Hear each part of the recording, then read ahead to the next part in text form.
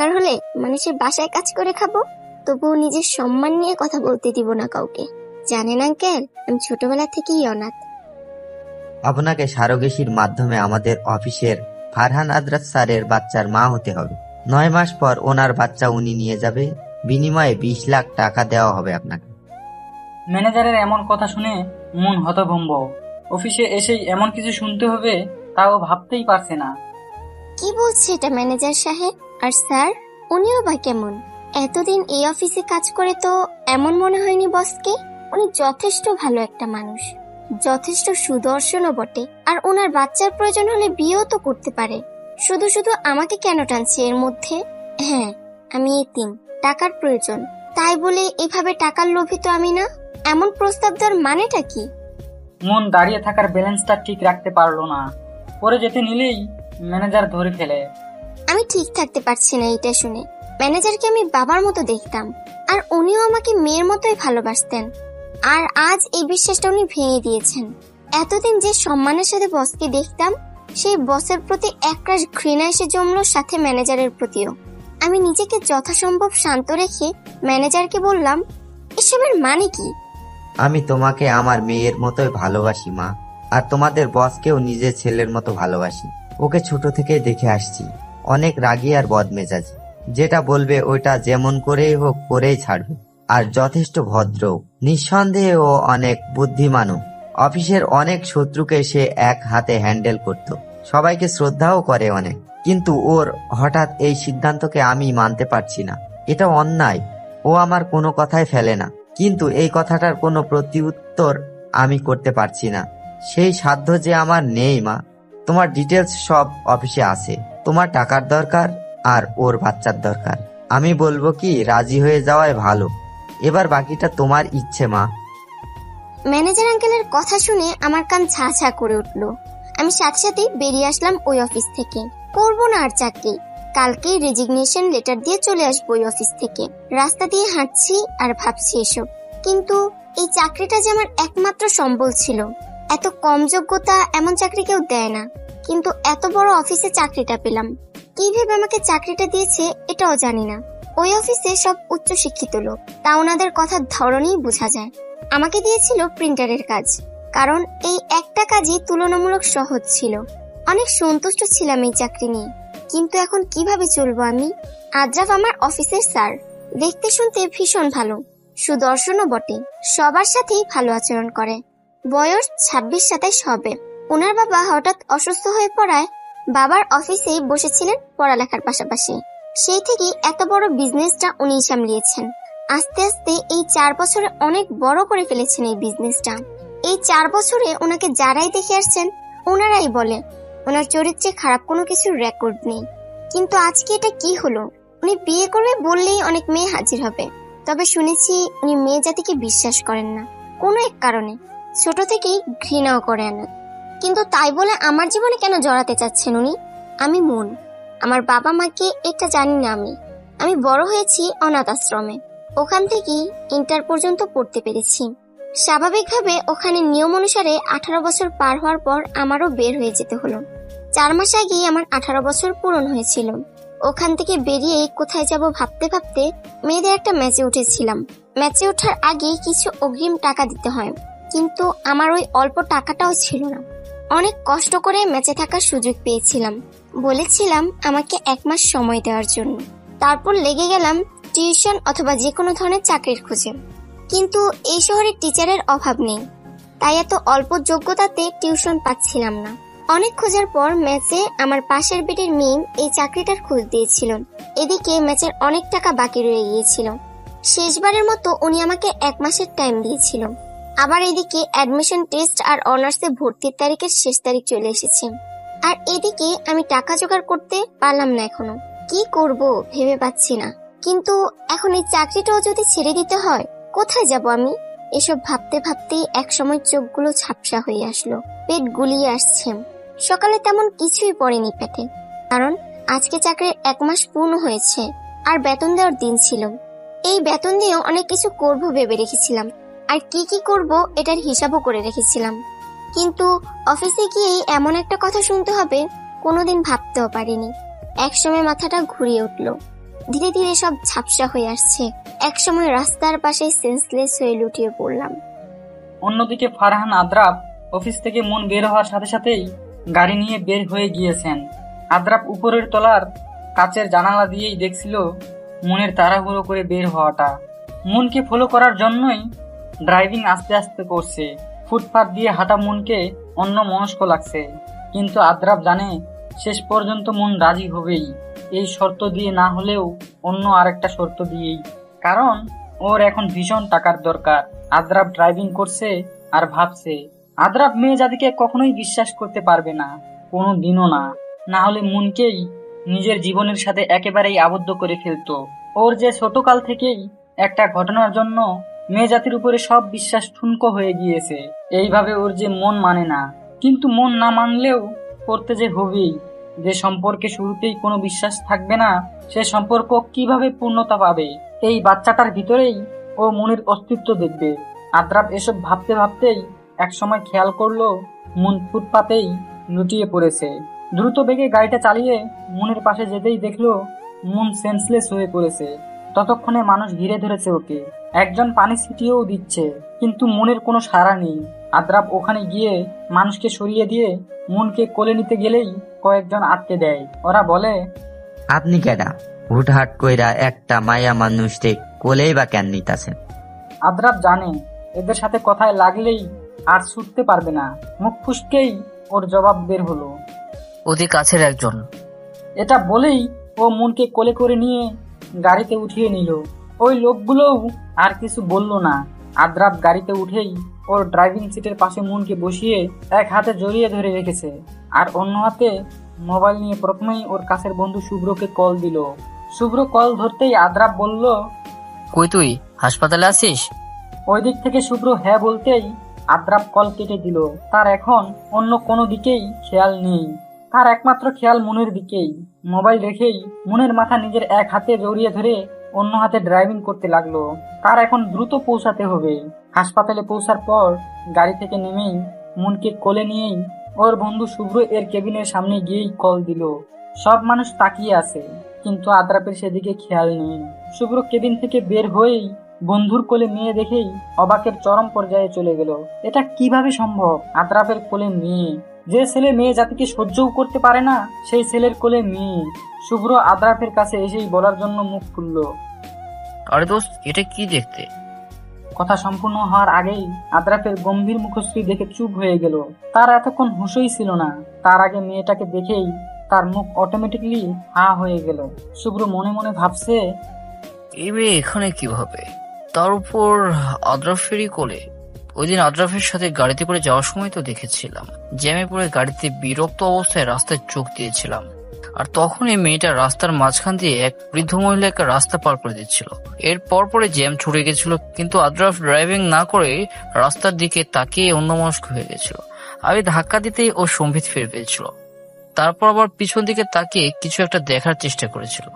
ওকে অগোছালো লেগেছিল সে কিছুক্ষণ সময়, এরপরেই গাড়ি স্টার্ট দিয়েছিল। শুভ্র এত কিছু না ভেবে আগে মেয়েটাকে দেখতে লাগলো, কারণ আরেকটু হলেই আদ্রাব ওকে চিবিয়ে খাবে। আরে দোস্ত, তেমন কিছুই না, অতিরিক্ত টেনশন করায় এমনটা হয়েছে, আর খাবারের অমনোযোগের জন্যই। ঠিক মতো খাবার খেলেই হবে, আর এখন আপাতত কিছু ওষুধ দিচ্ছি, এগুলো চলুক। আদ্রাব যেন হাফ ছেড়ে বাঁচলো। এতক্ষণ তো ও নিজেই ভেতরে ভেতরে ঠিক থাকতে পারছিল না। আদ্রাব মনের পাশেই বসে ওর এক হাত নিজের হাতের মুঠোয় নিল। কিছুক্ষণ তাকিয়ে থাকলো মনের দিকেই। শুভ্রকে কিছু খাবার আনার ব্যবস্থা করতে বলল। শুভ্রও তাই করলো। তার হাসপাতালের কর্মচারীকে অর্ডার দিয়ে আসলো, আর ততক্ষণে আদ্রাবও উঠে এলো। এই কিছু সময় শুভ্র আদ্রাবকে দেখেই বুঝে গিয়েছে। শুভ্র আদ্রাবের পাশে এসে দাঁড়ালো। ভালোবাসিস ওকে? জানি না, বলে দিলে তো হয়। আমার জীবনে কোনো নারীকে জড়াবো না। এই কথার প্রতি উত্তরে কিছুই বলতে পারলো না শুভ্র, কারণ ও জানে আদ্রাবকে এখন যেভাবেই বোঝাক না কেন ও বুঝতে চাইবে না। আর কি বা বোঝাবে আদ্রাবকে? ও নিজেই তো জানে আদ্রাবের একটা কালো অতীত আছে, যেই ট্রমাটা থেকে এখনো আদ্রাব বের হতে পারেনি। আমি চোখ খুলেই হতবাক, কারণ আমার সামনে স্বয়ং আদ্রাব দাঁড়িয়ে আছে। চারিদিকে তাকিয়ে বুঝতে পারলাম এটা একটা হাসপাতাল, কিন্তু আমি হাসপাতালেই বা কিভাবে আসলাম? আর আমার সামনেই বা ফারহান আদ্রাব স্যার কেন আসবে? এটা আমার ভ্রম মনে করে চোখ বন্ধ করে আবার খুললাম। না, এটা তো ভ্রমের মতো মনে হচ্ছে না। হয়তোবা আমার চোখের ভুল হতে পারে। যেই ভাবা সেই কাজ। আমি বেড থেকে নেমেই সোজা ওয়াশরুমে ঢুকে গেলাম। এদিকে আদ্রাফ হতভম্ব। এই মেয়ে কি পাগল নাকি? সেন্স ফিরেই পাগলের মতো করছে। এখন আবার দৌড়ে ওয়াশরুমে বা গেল কেন? মুন ওয়াশরুম থেকে বেরিয়েই আধ বালতি পানি মেরে দিল ফারহানের গায়ে। What nonsense! আদ্রাফ রেগে চোখ মুখ লাল করে চিৎকার দিল। ইয়া আল্লাহ, তার মানে এটা ভ্রম নয়। কি করলাম এটা? নিজের মাথায় নিজেই বাড়ি মারতে ইচ্ছে করছে এখন। আদ্রাফ মুনকে বিড়বিড় করতে দেখে আরেকটা জোরে ডাক দিল, আর এতেই মুনের কাঁপাকাঁপি শুরু হয়ে গেল। Sir, I am extremely sorry. আমি আসলে বুঝতে পারিনি। আদ্রাফ আর কিছু না বলে দাঁতে দাঁত চেপে নিজের রাগ সংযত করে পাশের খাবারের প্যাকেটটা মুনের হাতে দিল। খাবার ঠিক মতো খাবে আর অতিরিক্ত টেনশন করবে না। এখন এই খাবারগুলো খেয়ে নাও। ওনার এই যত্ন দেখে হঠাৎ মাথায় আসলো আমি হাসপাতালে কি করছি। এতক্ষণ এসবের কারণে খেয়ালই ছিল না। আর এই ডাক্তারই বা কেন আসলো? আর সকালের ম্যানেজার আঙ্কেলের কথাগুলো কিভাবে ভুলে গেলাম আমি? সকালের কথাগুলো ভাবতেই আমি বিস্ময় চোখে আদ্রাফ স্যারের দিকে তাকালাম আর পাশের ছোট টেবিল থেকে ফল কাটার ছুরিটা নিলাম। এই, আপনি আমাকে স্যারাগেশন করতে এনেছেন, তাই না? এই জন্যই এত কেয়ার আমার প্রতি। আমি তো তখন ভুলেই গেছিলাম সকালের কথাগুলো। খবরদার, এক পা আমার দিকে এগোলে আপনি আমার অফিসের বস, এটা ভুলে যাব। এই ছুরিটা দিয়ে জবাই করে মেরে ফেলবো একদম। ওইটা ফল কাটার ছুরি, ওইটা দিয়ে জবাই করতে পারবে না তুমি। ছুরি দিয়ে সর্বোচ্চ হাত কাটা যায়, এতদিনে এটাও শিখলে না? আমি বাচ্চা ভেবেছি তোমাকে, কিন্তু তুমি দেখছি আমার ভাবনার চাইতে বেশি বাচ্চা। ততক্ষণে শুভ্রও কেবিনে ঢুকলো আবার। যেটাই কাটা যাক, ওইটাই কেটে দিব। আর এই ডাক্তার এখানে কেন? আমি কিন্তু এখন চিৎকার করব, বলে দিলাম। আর নয়তো দুইজনকেই একসাথে খুন করে ফেলবো। এটা শুনেই শুভ্র পেট ধরে জোরে জোরে হাসতে শুরু করলো। ওর হাসি দেখেই মনের বোকা বোকা চাহনি। এখানে হাসির কি বললো মুন? সিরিয়াস জিনিসও হাসে। দোস্ত, শেষ পর্যন্ত এই বাচ্চাটাকে পেলি? শুভ্র হাসতে হাসতে আদ্রাফকে কথাগুলো বলতেই আদ্রাফের দিকে তাকাতেই চুপ হয়ে গেল আদ্রাফের রাগে চেহারা দেখে। আর এদিকে মন তো তেলে বেগুনে জ্বলে উঠলো তাকে বাচ্চা বলার কারণে। কিন্তু এখন চুপ থাকাটাই শ্রেয় মনে হচ্ছে। কোনো মতেই এখান থেকে বের হতে পারলেই হলো। এখানে থাকার ইচ্ছা আছে নাকি? চাইলে ব্যবস্থা করতে পারি। বাসায় যাওয়ার ইচ্ছা নেই? আদ্রাফ শুভ্রকে বলে বেরিয়ে যেতেই মুন এক নজর শুভ্রর দিকে রাগি চোখে তাকিয়ে বের হয়ে গেল। ডাক্তার হয়েও কোনো পাত্তা পাচ্ছি না, কে বলবে আমি ডাক্তার? ওরা বেরিয়ে যেতেই শুভ্র আপন মনে বিড়বিড় করে বলে উঠল। মুন গেট দিয়ে বের হতেই দেখে আদ্রাফ স্যার গাড়িতে হেলান দিয়ে দাঁড়িয়ে আছে। বোধহয় মুনের এই অপেক্ষায়। মুন আদ্রাফকে না দেখার ভান করে রিক্সা ডাকতে লাগলো। আর তা দেখেই আদ্রাফ বলে উঠল, আমাকে কি তোমার ড্রাইভার মনে হয় যে আমি গাড়ির দরজা খুলে তোমায় ঢোকার সুযোগ করে দিব? আমার সাথে আপনার শুধুমাত্র স্বাভাবিক কর্মচারী সম্পর্ক, এর বাইরে কিছুই নেই। আপনি কি সব কর্মচারীদের এভাবে গাড়িতে করে বাসায় পৌঁছিয়ে দেন? যদি দেন তাইলে উঠবো, আর না হলে আলগা পিরিত দেখাতে আসবেন না। এই বলেই মন রিক্সায় উঠে গেল। যাক বাবা, এখন কিছুটা হলেও নিজেকে হালকা লাগছে ওই কচ্চরটা কি কিছু বলতে পেরে।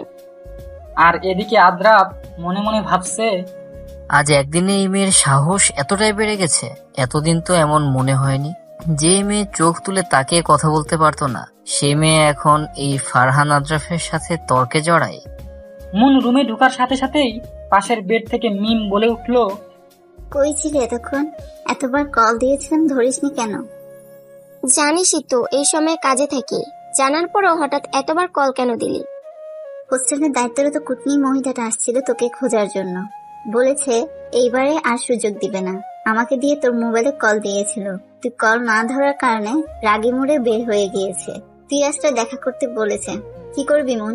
আমার বাবাও এখনো গ্রাম থেকে খরচ পাঠায়নি, আর টিউশনের বেতনও এখনো দেয়নি, নাহলে আমি কিছু একটা করে ফেলতাম। তুই আর কত করবি আমার জন্য? যা করছিস তা অনেক করছিস, দেখি কি করা যায়। আরে মন, আজ না তোর অফিসের মাস বেতন দেওয়ার কথা ছিল? দেখ ইয়ার, আমি তো ভুলেই গিয়েছিলাম। দিয়েছে টাকা? তাহলে তো তুই টেনশন ফ্রি হয়ে গিয়েছিস। আমি শুধুই চিন্তা করছি। আমি আর চাকরিটা করছি না। কিন্তু কেন? আমি আজকে সব ঘটনা মিমকে খুলে বললাম। বলার পর মিমকে বিস্ময় অবস্থায় রেখে কাপড় নিয়ে ওয়াশরুমে চলে আসলাম। এখন একটা লম্বা শাওয়ার নিতে হবে। আস্তে আস্তে এখন সব চিন্তা এসে মাথায় ভর করছে। এতক্ষণ সবার সামনে শক্ত অভিনয় করলো, এখন কান্নাটা যেন গলায় এসে আটকে গেল। আর পারছি না আমি। সবার মতো স্বাভাবিক লাইফ আমার কেন হলো না? আমার পড়ালেখার কি হবে? আর একটা কাজই বা কিভাবে জোগাড় করব? কি করব আমি? কোথায় যাব? পরের দিন যথাক্রমে মুন রেজিগনেশন লেটার নিয়ে অফিসে হাজির। এর মধ্যেই ও যা ভাবার ভেবে নিয়েছে। ওর টাকার প্রয়োজন ছিল, তবে এভাবে নয়। অফিসে ঢুকেই জানতে পারলাম ফারহান আজরাফ স্যার কয়েকদিন আসবে না। অফিসের কিছু কাজে বাইরে গিয়েছেন আজ সকালে। আর আমারও ভালো এতে। এর ভেতরেই যা করার করতে হবে আমার। আমি ম্যানেজার আঙ্কেলের হাতে লেটারটা দিলাম। আঙ্কেল অবিশ্বাস্য চাহনিতে তাকিয়ে থাকলো। ভালো থাকবেন আঙ্কেল। এতদিন মেয়ের মতো করে অনেক ভালোবাসা দিয়েছেন। এটা ঋণ কখনো শোধ করতে পারবো না। কিন্তু মা, এভাবে হুট করে এমন সিদ্ধান্ত? তোমার তো চাকরিটার ভীষণ প্রয়োজন। দরকার হলে মানুষের বাসায় কাজ করে খাবো, তবুও নিজের সম্মান নিয়ে কথা বলতে দিব না কাউকে। জানেন আঙ্কেল, আমি ছোটবেলা থেকেই অনাথ। কোনোদিন বাবা মা কি জিনিস এর মর্ম বুঝিনি। তাই তো কেউ একটু মা বলে কথা বললে বাবার অনুভূতি আসতো আমার। আপনাকে আমি বাবার মতোই ভাবি। সবসময় মনে রাখবো আপনাকে। আর একটা অনুরোধ আঙ্কেল, স্যার এই কয়দিন অফিসের খবর নিলে আমি চলে যাওয়ার কথাটা বলিয়েন না। উনি যেদিন অফিসে আসবে ওই দিনই বলিয়েন। আসি আঙ্কেল, ভালো থাকবেন। ম্যানেজার ছলছল চোখে মুনের যাওয়া দেখে থাকলো, কিছুই বলতে পারলো না। আজকালকার ছেলেমেয়েরা তো বাবার উপরেই পুরোপুরি নির্ভরশীল। প্রতিদিন তাদের টাকা চায়। বন্ধুদের সাথে আজ এখানে যাবে তো কাল ওখানে যাবে। বাবার টাকা দিয়েই সব ফুর্তি করবে। এত ছেলে মেয়েদের ভিড়ে মুনের মতে এমন মেয়ে পাওয়া আজকাল ভাগ্যের ব্যাপার। আমি রুমে এসেই মিমের পাশে বসলাম। মিম ওর ব্যাগ গোছানোর পাশাপাশি আমারটাও গুছিয়ে রেখেছেন। সত্যি এই মেয়েটা না থাকলে আমার যে কি হতো। আমি ভাগ্যবতী এমন একটা বান্ধবীকে পেয়ে। কাল রাতে মিম পুরোপুরি ভেবে আমাকে বলেছিল ওর সাথে চট্টগ্রাম চলে যেতে, কারণ এখানে থাকলে যে কোনো ভাবে আমি আজরাফের মুখোমুখি পড়বই। তবুও মনের ভেতর কিছু খচখচানি রয়েই গেছিল। মিম আমাকে অন্যমনস্ক দেখিয়ে বলে উঠলো, মন শোন, আমি তোর কথাগুলো শুনে দুপুরেই আমার ছাত্রী মায়ের কাছে কল করেছিলাম। বলেছি আমি আমার বাসায় চলে যাচ্ছি একেবারের জন্য। তখনই উনি আমাকে বিকালে যেতে বলেছিল ওনার বাসায়। তুই ঘুমিয়েছিলি তাই আর ডাকেনি। আগের মাসের টাকাগুলো উনি যে কোনো কারণে দিতে পারেনি, আর এই মাসের টাকা সহ এখন মোট 2 মাসের টাকা দিয়ে দিয়েছেন। আর জানিসই তো এই টিউশন গুলো আমি শখের বসেই করতাম। আমার খরচ তো আমার বাবা পাঠিয়ে দেয়। কাকে যাওয়ার সময় আমি তোর হোস্টেল ভাড়া দিয়ে দিব। আর বাবা মাকে কল করে বলেছি আমি তোর কথা। ওনারা সব কথা শুনে বলেছি তোকে সেও আমার সাথে নিয়ে যাওয়ার জন্য। এই ঢাকা শহরে তোকে কে দেখবে, একা একটা মেয়ে। এবার সব ক্লিয়ার মন তোর? আর কোনো প্রশ্ন আছে তোর? এবার হাস একটু। মুখটাকে এমন কুতুম পেঁচার মতো কেন করে রেখেছিস? তুই জানিস তোকে হাসতে কি স্নিগ্ধময়ী ও মায়াবতী লাগে? হঠাৎ মিমের ধাক্কায় নিজের সম্ভিত ফিরে পেলাম। কিরে মন, কই হারিয়ে গিয়েছিলি? এতক্ষণ ধরে ডাকছি তোকে, তোর কোনো খবরই নেই। কি এত ভাবিস? ভাবছি তুই না থাকলে আমার যে কি হতো। হয়তোবা আমার কোনো অস্তিত্বই থাকতো না। এই মন এতদিনে শেষ হয়ে যেত। তোর মতো বোনের মতো বান্ধবী পেয়ে আমি ভাগ্যবতী রে। আরে ধুর পাগলি, তুই জানিস তোর চেয়ে আমি বেশি ভাগ্যবতী তোকে পেয়ে। আমার লাইফে তুই আসার আগে বাবা আমার জন্য পুরো মাসের টাকা একসাথে পাঠিয়ে দিত, কিন্তু আমি সেগুলো বন্ধুদের সাথে এখানে ওখানে গিয়ে 5 দিনেই শেষ করে ফেলতাম। তারপর আবার টাকার কথা বলতাম। আর বাবাও একটা মাত্র মেয়ে হিসেবে যখন তখন টাকা দিয়ে দিত। এই নিয়ে মায়ের আগে শেষ ছিল না, কারণ মেয়ে যখন যেটা খুঁজে তখন দিলে নাকি বেশি অভ্যাস খারাপ হয়ে যাবে। বাবাও আমাকে অনেক বোঝাতো, কিন্তু কথাগুলো আমি কানে তুলতাম না। তুই আমার পাশে আসার পর আমি আস্তে আস্তে চেঞ্জ হতে শুরু করেছিলাম, কারণ তোকে দেখতাম সবসময় কোনো কাজ থেকে টাকা পেলে ওগুলো কোন কোন কাজে লাগাবি তা আগে থেকেই হিসাব করে রাখতি। বাড়তি টাকা কোথাও খরচ করতি না। তখন বুঝলাম জীবন এক একজনের জন্য এক এক রকম। আমরা এক বয়সের হয়েও দুজন দুই মেরু। তুই কত পরিশ্রম করিস, আর আমি বাপের টাকা উড়াই বন্ধুদের সাথে। এরপর আমিও তোর দেখা দেখে টিউশন নিলাম। বাবা থেকে বাড়তি টাকা আর নিতাম না। বন্ধুদের সাথে এদিক ওদিক ঘোরাফেরা ছেড়ে দিয়েছি, গেলেও হিসাব করে। বাবা মাও আমার চেঞ্জের কারণ ধরতে পারেনি। কাল রাতেই বললাম তোর কথা। এদিক দিয়ে কিন্তু আমি তোর চাইতে ভাগ্যবতী। আমি একটা মুচকি হাসলাম। সত্যি জীবন এক একজনের জন্য এক এক রকম। এক একজন এক এক ভাবে জীবনটাকে উপভোগ করে। মন শোন, আমরা কিন্তু একই ভার্সিটিতে ট্রাই করবো অনার্সে, বুঝছিস? তুই টেনশন করিস না, আমি বাবাকে বলে রেখেছি, এখন শুধু যাওয়ার পালা। আমি মিমের দিকে আবারও তাকিয়ে মুচকি হাসি দিলাম। এই মেয়েটা আমাকে নিয়ে এত ভাবে কেন? আল্লাহর কাছে হাজারো শুকরিয়া আমি মিমকে পেয়ে। আচ্ছা মিম, আমাদের টিকেটের কি খবর? আরে এইসবের জন্য আমি আছি, তোর এক্সট্রা টেনশনের দরকার নেই। আমি টিকিট নিয়ে ফেলেছি রাত 11টায়। হোস্টেলের সব ভাড়া পরিশোধ করে সবাইকে বিদায় দিয়ে ব্যাগ নিয়ে আমি আর মিম বেরিয়ে গেলাম হোস্টেল থেকে 9:30 রিক্সা করে স্টেশনে যেতে আধ ঘন্টার মতো লাগবে, আর হাতে 1 ঘন্টা থাকবে। মিমের মধ্যে আগে আগে গিয়ে বসে থাকাই ভালো। যেতে যেতেই দেখে নিচ্ছি প্রিয় শহরটাকে, যে শহরে ছোটকাল থেকেই সব স্মৃতি। এই শহরটাকে ছেড়ে থাকতে পারবো তো? ফারহান আজরাফ, আপনাকে আমি মনে প্রাণে ঘৃণা করি। কিছুক্ষণ হলো বাসে বসলাম। প্রায় যাত্রীরা নিজের আসনে বসে পড়লো। আস্তে আস্তে সব সিট সম্পূর্ণ হলো। বাসও নিজের গন্তব্যের উদ্দেশ্যে ছুট লাগালো। আমি জানালা দিয়ে শেষবারের মতো প্রিয় শহরটা দেখে নিলাম। কত স্মৃতি এই শহরে। বাস যতই এগোচ্ছে ততই মনে হচ্ছে নিজের সবচেয়ে আপন কিছু হারিয়ে ফেলছি। নিজেরই অজান্তে চোখ দিয়ে পানি গড়িয়ে পড়লো। আমার জীবনটা এমন কেন হলো? বাকি জার্নিটা এভাবে করতে পারবো না, কারণ আমার বাসে এভাবে লং জার্নির অভ্যাস নেই, আর সিটে ঘুমানোর তেমন অভ্যাসও নেই। পাশেই মিম কানে ইয়ারফোন দিয়ে গান শুনছে। আমি জানি আর আধ ঘন্টা পর ও ঘুমিয়ে পড়বে গান শুনতে শুনতে। এরপর ওকে পাওয়াই যাবে না। ব্যাগ থেকে একটা গল্পের বই বের করলাম। ওইটা দিয়ে আপাতত এই লং জার্নির বিরক্তি থেকে রেহাই পাওয়া যাবে। চট্টগ্রাম গিয়ে পৌঁছাতে পৌঁছাতে প্রায় সকাল হয়ে আসে। বাস স্টেশনে আমাদের নিতে এসেছে মিমের বাবা। মিম বাস থেকে নামার সাথে সাথেই বাবাকে দেখে দৌড়ে গিয়ে বাবাকে জড়িয়ে ধরলো। আর ওর বাবাও এতদিন পর নিজের আদরের দুলালিকে পেয়ে পরম মমতায় মাথায় হাত বুলিয়ে দিচ্ছে। আমার মনে হয় পৃথিবীর সবচেয়ে সুন্দর দৃশ্যগুলোর মধ্যে এটি একটি। মেয়ে বাবাকে জড়িয়ে ধরে আর বাবা মেয়ের মাথায় পরম মমতায় হাত বুলিয়ে দেয়। আমারও বাবা থাকলে এমন একটি সুন্দর মুহূর্ত হতো। আফসোস, আমার কেউই নেই এই দুনিয়ায়। না, ভুল বললাম, মিম আছে আমার। ও আছে বলেই আজ আমি আরেকটা নতুন জীবনের স্বাদ পেলাম, আবারও সুন্দর করে পথ চলার সুযোগ পেলাম। কি রে মা, ওখানে দাঁড়িয়ে কেন? এখানে আসো। আমি একটা মুচকি হাসি দিয়ে এগিয়ে গেলাম আঙ্কেলের সামনে। আসসালামু আলাইকুম আঙ্কেল, কেমন আছেন? ওয়ালাইকুম আসসালাম। আলহামদুলিল্লাহ ভালো মা, তুমি কেমন আছো মা? আলহামদুলিল্লাহ ভালো আছি আঙ্কেল। মিম থেকে তোমার অনেক কথাই শুনেছি। এবার চলো, বেশি দেরি করলে মিমের মা আমায় আস্ত রাখবে না। অনেকদিন পর তার মেয়েকে নাকি দেখবে। আমরা দুজনেই বাসার উদ্দেশ্যে গাড়িতে উঠলাম। আরেকটা নতুন সকালের সূচনা হলো চট্টগ্রামে। আমি কি পারবো আমার জীবনে এগিয়ে যেতে, যার থেকে এত পালিয়ে বেড়াচ্ছি তার থেকে বাঁচতে?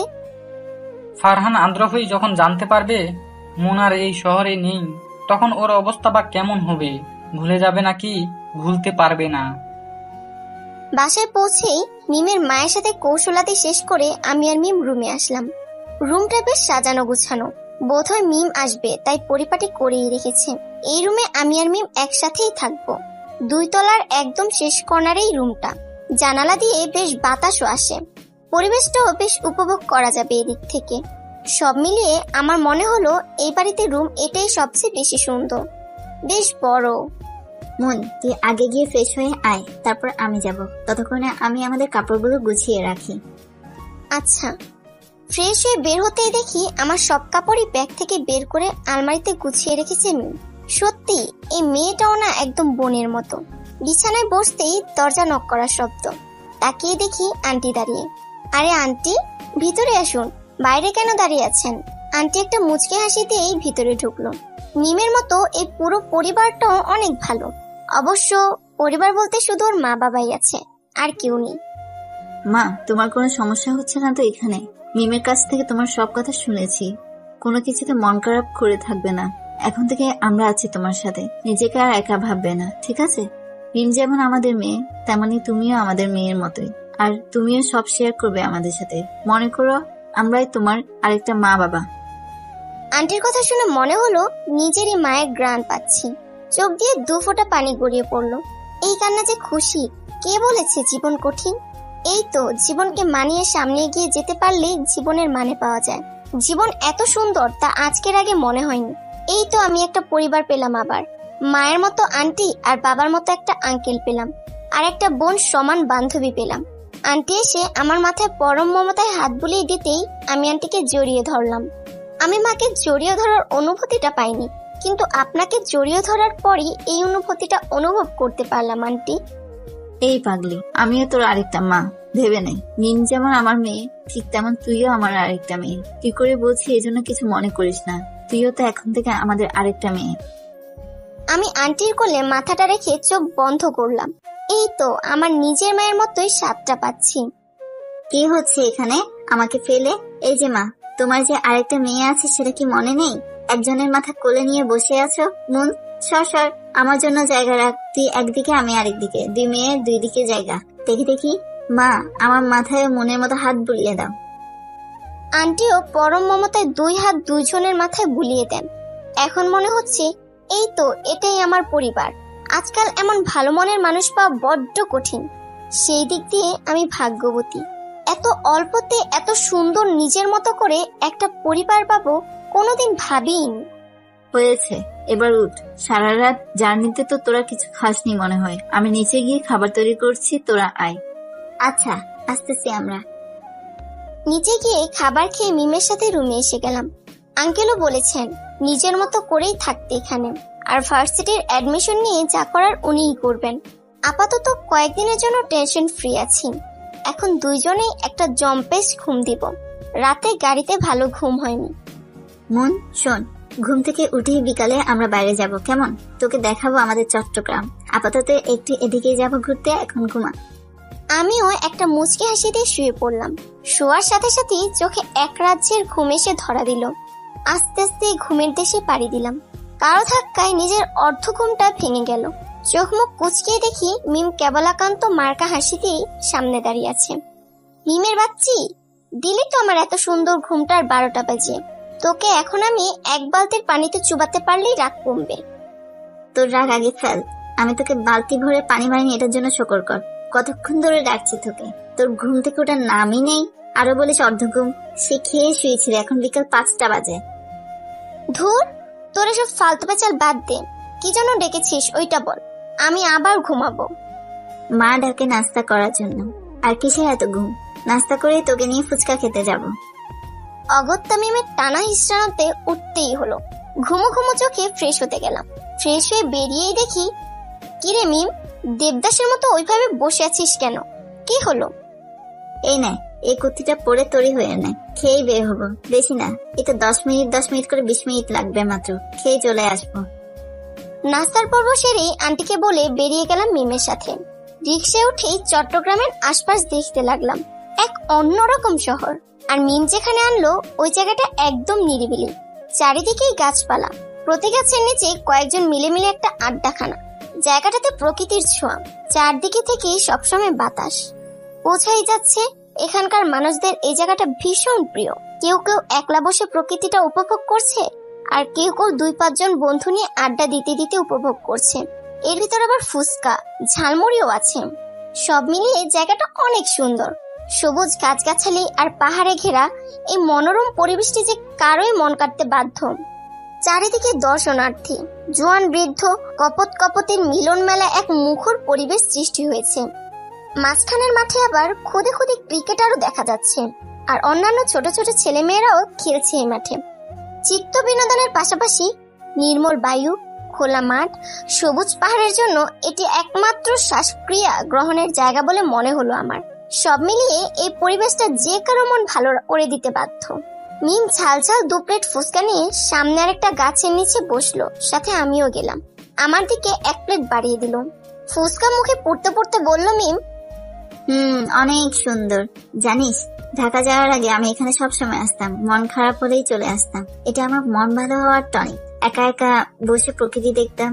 তোকে আরেকটা জায়গা দেখানো আছে, যে জায়গাটা সবারই প্রিয়। সন্ধ্যার দিকে ওই জায়গায় খুব বেশি ভালো লাগে। যাওয়ার সময় একটু ওদিকে যাব। আসার সময় আরেকটা জায়গাতে নামলো মিম। এই জায়গাটাও অনেক সুন্দর। প্রায় জায়গাতেই মনে হলো প্রকৃতির ছোঁয়া। মিম গিয়েই রেলিং এ পা দুলিয়ে বসে পড়লো, সাথে আমাকেও ডাকলো। আমিও গিয়ে বসে পড়লাম। জানিস মন, আমার মন ভালো করার আরেকটা জায়গা হচ্ছে এটা। এখানে রেলিং বসে পা ঝুলিয়ে বসে থাকার মতো মজাই আলাদা। সন্ধ্যা কিংবা বিকেলে নেভালের ওয়েদারটা আরো বেশি জোস। যেমন এখন চুপচাপ বসে সামনের দিকে তাকিয়ে থাক। আসলে কত সুন্দর এক অনুভূতি। আমিও মুচকি হাসি দিয়ে সামনের দিকে তাকালাম। বুঝতে পারছি না চট্টগ্রাম সুন্দর নাকি এই জায়গাগুলি সুন্দর। রাতে ফ্রেশ হয়ে খাবার সেরে দুইজনেই বিছানায় শুয়ে পড়লাম। তো বল, কেমন কাটলো আমাদের চট্টগ্রামের প্রথম দিন? অনেক ভালো। এভাবেই কেটে গেল 3 দিন। এই 3টা দিন আমার জীবনের সেরা দিন মনে হলো। চট্টগ্রামে আসার পর মনে হচ্ছে আমার মতো সুখী আর কেউ নেই। 2 দিন পর নতুন ভার্সিটিতে যাব। আঙ্কেল সব ব্যবস্থা করে ফেলেছেন, এখন শুধু যাওয়ার পালা। মন কি পারবে তার জীবনের সব ভুলে সামনে এগিয়ে যেতে? আর আদ্রাফই বা অফিসে এসে মনকে না দেখলে কেমন করবে? খুঁজে কি বের করতে পারবে? এই ঢাকা থেকে চট্টগ্রাম এত দূরে পথ পাড়ি দিয়ে কি জানতে পারবে? কেটে গেল 5-5টা দিন।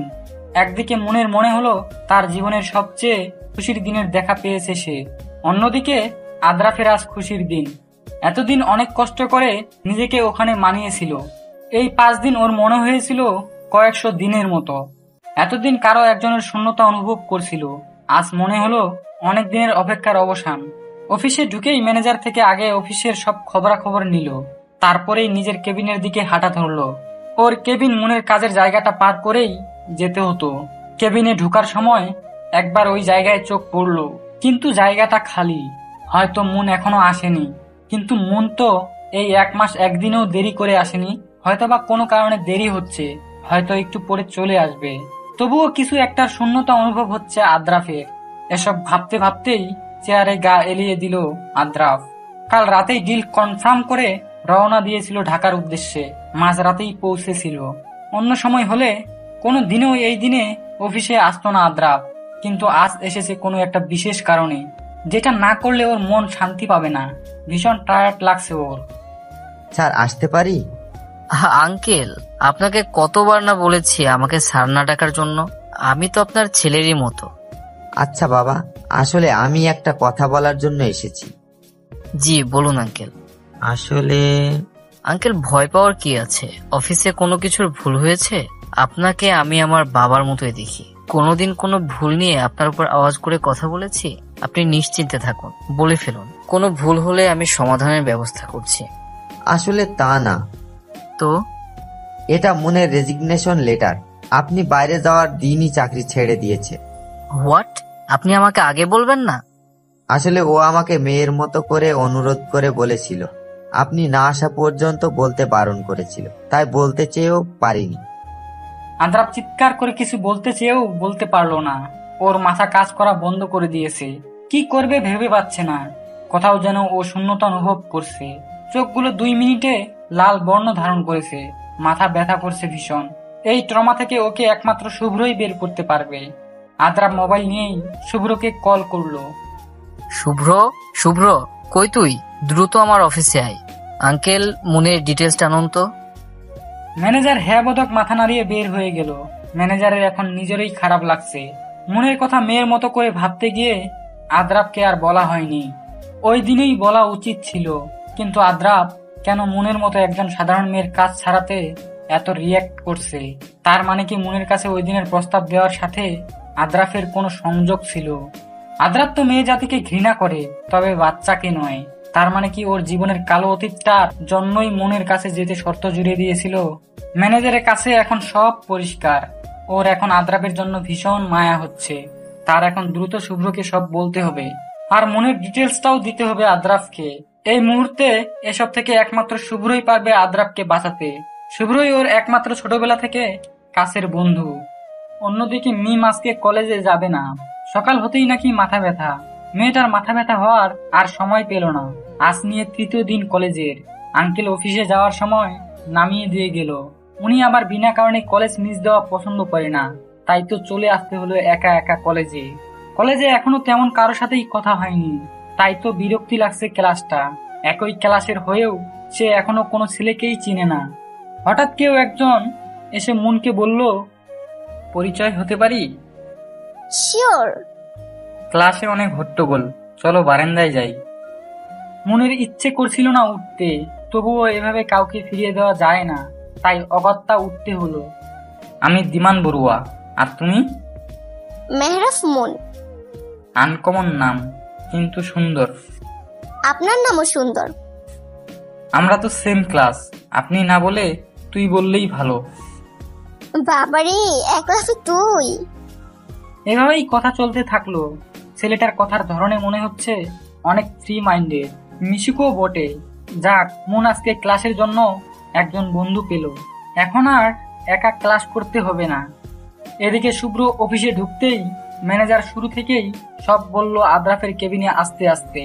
শুভ্র আগেই এমন কিছু আন্দাজ করেছিল, আদ্রাফ মেয়েটাকে ভালোবাসে, কিন্তু স্বীকার করছিল না। কিন্তু তাই বলে মেয়েটাকে এমন প্রস্তাব দেওয়া কিছুতেই উচিত হয়নি আদ্রাফের। এই মেয়ের জায়গায় যে কোনো মেয়ে থাকলে রেগে যেত, আর সেই জায়গায় মেয়েটি শুধুই চাকরিটা ছেড়েছে। যাক, এখন এসব ভাবার টাইম নয়। শুভ্র আদ্রাফের কেবিনের দরজা খুলেই দেখলো আদ্রাফ চেয়ারে গা এলিয়ে চোখ বন্ধ করে আছে। শুভ্র ডাক দিল, আদ্রাফ।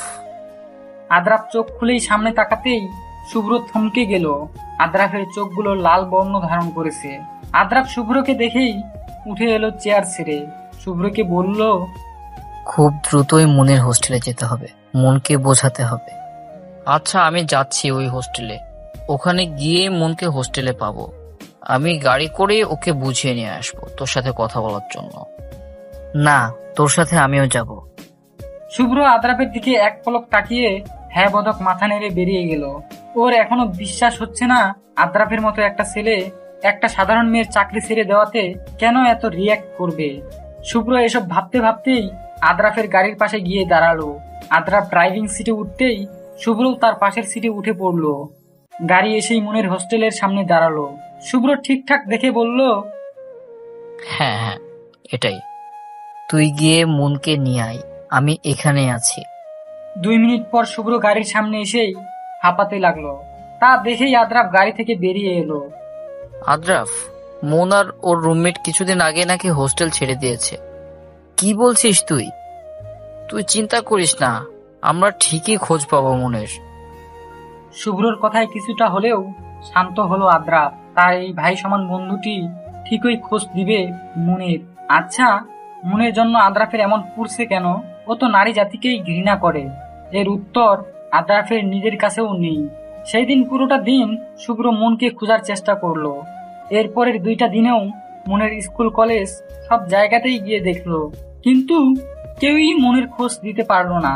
আর এদিকে আদ্রাফের বেহাল অবস্থা। 2 দিন পরেই শুভ্র আদ্রাফের বাসায় এসে দেখলো আদ্রাফ রুমেরই মেঝেতে বসে 2 হাঁটুর উপরে হাত দিয়ে দ আকারে বসে মাথা গুঁজে রেখেছে। এই 2 দিনে অফিসেও যায়নি, কেমন যেন অগোছালো হয়ে গিয়েছে। শুভ্রের এখনো বিশ্বাস করতে কষ্ট হয় এটা আদ্রাফ। তো শুভ্রকে মাথা নিচু করা অবস্থায় দেখেই আদ্রাফ মাথা তুলে বলল, পাসনি তাই না?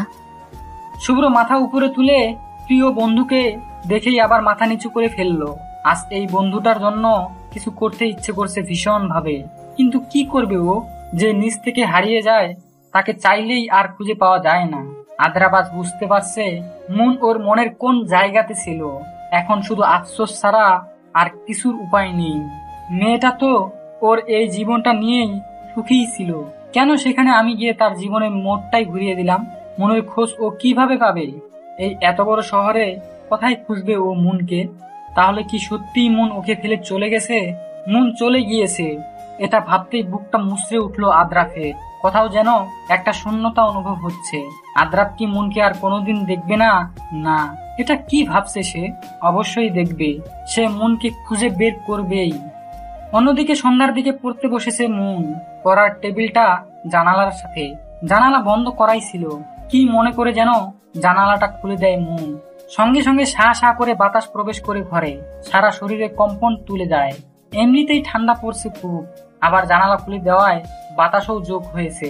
তবুও মনের মন্দ লাগছে না। জানালা দিয়ে আকাশের দিকে তাকিয়ে দেখে মৃদু স্বচ্ছ আকাশ, তারাদের মেলা আজ নেই, তবে ঘোলা চাঁদ দেখা যাচ্ছে। সম্ভবত হালকা কুয়াশার জন্য চাঁদটাকে ঘোলা মনে হচ্ছে। মনোযোগ সহকারে প্রকৃতিকে দেখে উপলব্ধি করছে মন। পাশেই মিম শুয়ে অগরে ঘুমাচ্ছে। এখন থেকেই ফাঁকিবাজি শুরু ওর। মিম থেকে চোখ সরিয়ে আবারও আকাশের দিকে মনোযোগ দিল মন। মুহূর্তেই একরাশ বিষণ্ণতা এসে ঘিরে ধরলো। আগের জীবনের কথা মনে পড়ে যায়। আজ থেকে 2 মাস আগেও জীবনটা এক অন্যরকম ছিল। আদ্রাফের কথা মনে পড়ে গেল হঠাৎ। হয়তোবা মুনকে না পেয়ে আরেক মেয়েকে প্রস্তাবটা দিয়েছে এতদিনে। কোনোদিন মুন ভাবেওনি আদ্রাপ এমন। চট্টগ্রামের জীবন মন্দ কাটছে না, তবুও কিছু তিক্ত স্মৃতির কথা মনে পড়ে যায়। আজ ঢাকায় থাকলে আমার জীবনটা কেমন হতো। আচ্ছা, আদ্রাফ এমন প্রস্তাব কেন দিয়েছিল? ও তো চাইলে সারোগেশন ছাড়াও জোর করেই করতে পারতো। আর তার যে কোনো মেয়েকে এই প্রস্তাবটার জন্য আমাকেই বা কেন পছন্দ করলো? আদ্রাফ কি কোনোভাবেই মেয়েদের সংস্পর্শে আসতে চাইতো না? আর ম্যানেজার থেকে শুনেছি ওর জীবনে কোনো একটা বিষাক্ত অতীত ছিল। তার মানে কি ওই অতীতটা নারী জাতি নিয়েই ছিল? আমার কাছে এখন পানির মতোই সব পরিষ্কার, শুধু অতীতটাই অজানা। তবুও কোনো মেয়েকে এমন একটা প্রস্তাব দেওয়া মোটেও সম্মানজনক নয়, তাও যদি আমার মতো এতিম মেয়েকে। ও কি জানতো না? আচ্ছা, আমি কেন ওনার কথা এত ভাবছি? হয়তো মনের ভিতরে কোনো কিছু লুকিয়ে ছিল, যেটা প্রকাশ পাওয়ার আগেই সবকিছু উলট পালট করে দিয়েছে ওই মানুষটা। না না, এটা আমি কি ভাবছি? ওই মানুষটার জন্য আমার মনে কিছুই ছিল না, ওনাকে আমি শুধুই ঘৃণা করি। তবুও একটু উপদেশ তো দেওয়াই যায় মানুষটাকে। হয়তোবা মানবে না, তবুও বলতে তো দ্বিধা নেই, যাতে করে অন্য কোনো মেয়েকে যেন আর এমন প্রস্তাব না দেয়। আমি কালই একটা চিঠি পাঠাবো। কিন্তু মুন তো এটা জানে না, তার অনুপস্থিতিতে আদ্রাপ অন্য কোনো মেয়েকে নয়, বরং মুনকে নিয়েই ভাবতে ভাবতে তিলে তিলে শেষ হচ্ছে। কিরে, কি ভাবিস এত? সে কখন থেকে নিচ থেকে ডাকছি রাতের খাবার খাওয়ার জন্য, তোদের দুজনের কোনো সাড়াই নেই, তাই তো রুমে আসলাম। আর এই মেয়েটাও না সেরা ফাঁকিবাজ। পড়ার সময় ওর যত ঘুম সব আসবে। আর জানালা খুলেছিস যে ঠান্ডা ধরবে, বন্ধ করে ফেল। মিমকে ডেকে নিয়ে আয় নিচে, তোর আঙ্কেল তোদের সাথে খাবে বলে সে কখন থেকে বসে আছে। আমি মিমকে নিয়ে আসছি, তুমি যাও। আয় দ্রুত। বলেই আন্টি বেরিয়ে গেলেন। মুন জানালাটা বন্ধ করেই মিমকে ডেকে নিয়ে নিচে চলে গেল। সারাদিন যতই হাসি খুশি থাকুক না কেন, রাত হলেই সব মনে পড়বে। যতই ভুলতে চায় ততই সামনে আসে সব। রাত হলেই অতীতটা তাকে ঘিরে ধরে। তবুও সবার সামনেই শক্ত মনের হয়ে থাকে মুন, যেন সব ভুলে গিয়েছে অতি তাড়াতাড়ি। অন্তত আর কারো সামনে না হোক, এই মানুষগুলোর সামনে সব ভুলে থাকতে হবে মুনের, কারণ এদের কাছে যে মুন ভীষণ ভাবে ঋণী। এদিকে আদ্রাব মাথা ধরে দুলু দুলু পায়ে হেঁটে অফিসে প্রবেশ করলো। ম্যানেজার দেখেই ধরার জন্য এগিয়ে আসলে আদ্রাব হাত দিয়ে ইশারায় বলল, ও ঠিক আছে। আদ্রাব কেবিনে প্রবেশ করার সময় মুনের কাজের জায়গাটা চোখে পড়ে। মুনের জায়গায় এখন অন্য কেউ বসা। ওই জায়গায় বসে কতবারই মুনকে কাজ করতে দেখেছে। মজার ব্যাপার হলো, একটা সময় মুন নিজেই আদ্রাবকে লুকিয়ে দেখতো। আদ্রাব তাকালেই চোখ সরিয়ে নিত। সেই সময়টা আর এখনের সময়ের মধ্যে বিস্তর তফাৎ। সেই চঞ্চল্য সিদ্ধ মুখ এখন হঠাৎ শুধু চোখের সামনেই ভাসে, বাস্তবে এখন আর দৃশ্যমান হয় না। বুক ছিঁড়ে একটা দীর্ঘশ্বাস বেরিয়ে আসে আদ্রাফের। মুন চলে যাওয়ার আগে এতটা খারাপ কখনোই লাগেনি আদ্রাফের, যতটা আজ এখন লাগছে। আদ্রাফ কেবিনে প্রবেশ করেই চেয়ারে মাথা ধরে বসে পড়লো। সবকিছুই এখন স্বাভাবিক। শুধু স্বাভাবিক নয়, আদ্রাফ। সবাই সবকিছু ভুলে গেলেও আদ্রাফ ভুলেনি। এই 2 মাস অফিস শেষে রাত পর্যন্ত ঢাকার কম বেশি সব জায়গায় গিয়েছে আদ্রাফ। হয়তো ভুলে হলেও মুনকে একটু দেখবে এই আশায়, কিন্তু কোনো জায়গাতেই মুনের দেখা পেল না। ঢাকার ক্ষুদ্র ক্ষুদ্র জায়গাগুলোরও আনাচে কানাচে খুঁজে চলেছিল আদ্রাফ মুনকে। প্রতি জায়গায় গিয়ে মুনের ছবি দেখিয়েছিল, কিন্তু কেউ মুনের খবর দিতে পারেনি। কোথায় হারিয়ে গেল মেয়েটা? এক মুহূর্তের জন্য মনে হলো সবকিছু ছেড়ে ছুড়ে মুনের কাছে চলে যেতে। চোখ বন্ধ করলেই মুনের মুখ ভেসে ওঠে। সারা দিন রাত এখন শুধু বিষণ্ণতায় লাগে। হতাশারা ঘিরে ধরেছে আদ্রাফকে। সবকিছুই এখন বিষাদ লাগে, প্রচন্ড বিষাদ। স্যার, আসতে পারি? এক কর্মচারী দরজা নক করেই বলে উঠল। আদ্রাফ চেয়ারে মাথা এলিয়ে চোখ বন্ধ করেই ছিল। কর্মচারী ডাকে চোখ খুলেই হাতের ইশারায় ডাকলো, স্যার, আপনার নামে একটি চিঠি এসেছে। চিঠি? আমার নামে অফিসে কে চিঠি দিবে? সামনাসামনি তো বলতে পারে। আর প্রেরক কে? স্যার, প্রেরকের নাম ঠিকানা কিছুই উল্লেখ নেই, শুধু আপনার নামটা আর অফিসের অ্যাড্রেসটাই দেওয়া। আচ্ছা ঠিক আছে, টেবিলের উপর রেখে যাও। ছেলেটি হ্যাঁ বোধক মাথা নাড়িয়ে চিঠিটা আদ্রাফের সামনে রেখে বেরিয়ে গেল। আদ্রাফ চিঠিটা হাতে তুলে নিল। নীল মলাটের একটা খাম। কে দিবে এমন চিঠি? নিজের নাম ঠিকানা না দিয়ে আদ্রাফ চিঠিটা খুলেই পড়তে শুরু করলো। আসসালামু আলাইকুম, কেমন আছেন ফারহান আদ্রাফ স্যার? আশা করি ভালোই আছেন। কিছু কথা বলার জন্যই আপনাকে চিঠিটা লেখা। হয়তোবা চিঠি খোলার আগে চিনেননি, কিন্তু এই 2 লাইন পরেই চিনে ফেলেছেন চিঠিদাতা কে হতে পারে। আচ্ছা, তবুও পরিচয় দিয়ে দিচ্ছি, আমি মুন। আপনার অফিসে 1 মাস চাকরি করেছিলাম, মনে আছে আপনার? হয়তোবা মনে পড়েছে। জানেন, আমার আপনজন বলতে কেউই ছিল না এই পৃথিবীতে। আপনার প্রস্তাবটা শোনার পর এক মুহূর্তের জন্য মনে হয়েছিল মারা যাই, কারণ বেঁচে থাকলে ওই শহরে আপনার থেকে লুকিয়ে থাকতে পারতাম না। চাকরির খোঁজে বের হতেই হতো আমার। তবুও ওই সময় আমার জীবনে একটা মানুষ ছিল, তার জন্যই আজ আমার আরেকটা নতুন সকালের সূচনা হয়েছিল। আপনি কি মনে করেছিলেন টাকার জন্য সবাই সবকিছু করতে পারে? এটা আপনার ভুল ধারণা। সবাই এক নয়। আপনার এই অশালীন প্রস্তাবটা শুনে আমার ভীষণ রাগ হয়েছিল সেদিন। এটা যে কোনো মেয়ের জন্যই অসম্মানজনক। একটা মেয়ে সমাজে ভালোভাবে বাস করলেও তার থেকে কোনো না কোনো দিকে কথা শুনতেই হয়। নারীদের ভালোভাবে কোনো স্বাধীনতা নেই। কোনো মেয়ে পড়ালেখা শেষ করে বিয়ে করতে গেলেও দোষ। তার উপর যদি একটি মেয়ে বিয়ে ছাড়াই গর্ভবতী হয়, তাহলে তো কোনো কথাই নেই। একটা ছেলে মেয়েটাকে ব্যবহার করে চলে গিয়েছে, এখানেও ছেলেটাকে কোনো দোষ দিবে না, সব দোষ মেয়েটারই হবে। আর আপনার প্রস্তাব অনুযায়ী কোনো মেয়ে যদিও বা এমন করে, তাহলে ওই মেয়েটা প্রতিনিয়ত কথা শুনবে মানুষের কাছ থেকে। এক একটা শব্দই এক এক জঘন্য। জানেন, পৃথিবীতে কিন্তু সব মেয়ে এক নয়। সব মেয়েকে এক পাল্লায় মাপবেন না। আপনি এমন প্রস্তাব আর কোনো মেয়েকে যাতে না দেন, সেই জন্য চিঠিটা লেখ। আমার জীবনটা আপনি ওই 1 মুহূর্তের জন্য ওলট পালট করে দিয়েছিলেন। যাই হোক, হয়তোবা চিঠিটা অগোছালো হয়েছে, তবুও মূল কথা যেটা সেটা বোঝাতে চেয়েছি। আশা করি বুঝেছেন। ভালো থাকবেন। আদ্রাব চিঠিটা পড়েই স্তব্ধ। যাকে এতদিন যাবৎ খুঁজে চলেছে তারই চিঠি। চিঠিটা পড়েই আরো একরাশ হতাশা এসে ঘিরে ধরল।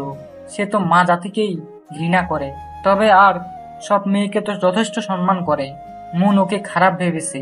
আদ্রাব চিঠিটা নিয়ে উল্টে পাল্টে দেখলো, না, চিঠিতে কোনো ঠিকানা নেই। একবার যদি মনের সামনে দাঁড়াতে পারতো। কিছুই ভালো লাগছে না আদ্রাফের। চিঠিটা পড়ে সবকিছু আরো বিষাদময় লাগছে। মনের কথাটাই ঠিক, সব নারী এক নয়। সবাই যদি এক হতো, তাহলে এই শহরে এত এত ভালো মা থাকতো না। অন্যায় করেছে একজন, একজনের শাস্তি আরেকজনকে কেন দিতে চেয়েছে আদ্রাব? মেয়েটার জীবনটাই তছনছ করে দিল। কোথায় আছে মেয়েটা? এই জীবনে তো ওর আপনজন কেউ নেই। ওর সাথেই এমন অন্যায় করতে আদ্রাফের বাত মানলো না। ওর সাজানো গোছানো লাইফটাকে এমন না করলেও পারতো আদ্রাব। মাথা ধরে বসে পড়লো আদ্রাব। চিঠিটা পড়ার পর থেকেই অন্যায়েরা সব এসে ঘিরে ধরেছে। চিঠিটা পড়ার পর থেকেই সব হতাশা এসে ঘিরে ধরলো, যা আদ্রাব কল্পনাও করেনি। আজকের সারা দিনটাই বিষণ্ণতায় কাটবে। কি করবে ও? দেখতে দেখতে কেটে গেল বছর 2। দিন চলে যায় আপন গতিতে। শুধু রয়ে যায় কিছু তিক্ত স্মৃতি, যে স্মৃতিগুলো মানুষকে এক বিষাক্ত যন্ত্রণার মধ্যে ফেলে রাখে। এখন অফিস শেষেই সারা সময় রুমে একা একা বসে থাকে আদ্রাব। জীবনটা ধীরে ধীরে কেমন যেন তিক্ত হয়ে উঠেছে। আগের মতো এখন আর কিছুই ভালো লাগে না। আদ্রাফের বাবা আদ্রাফের রুমে ঢুকে ছেলের এই অবস্থা দেখে সিদ্ধান্ত নিলেন ছেলের বিয়ে দিবেন।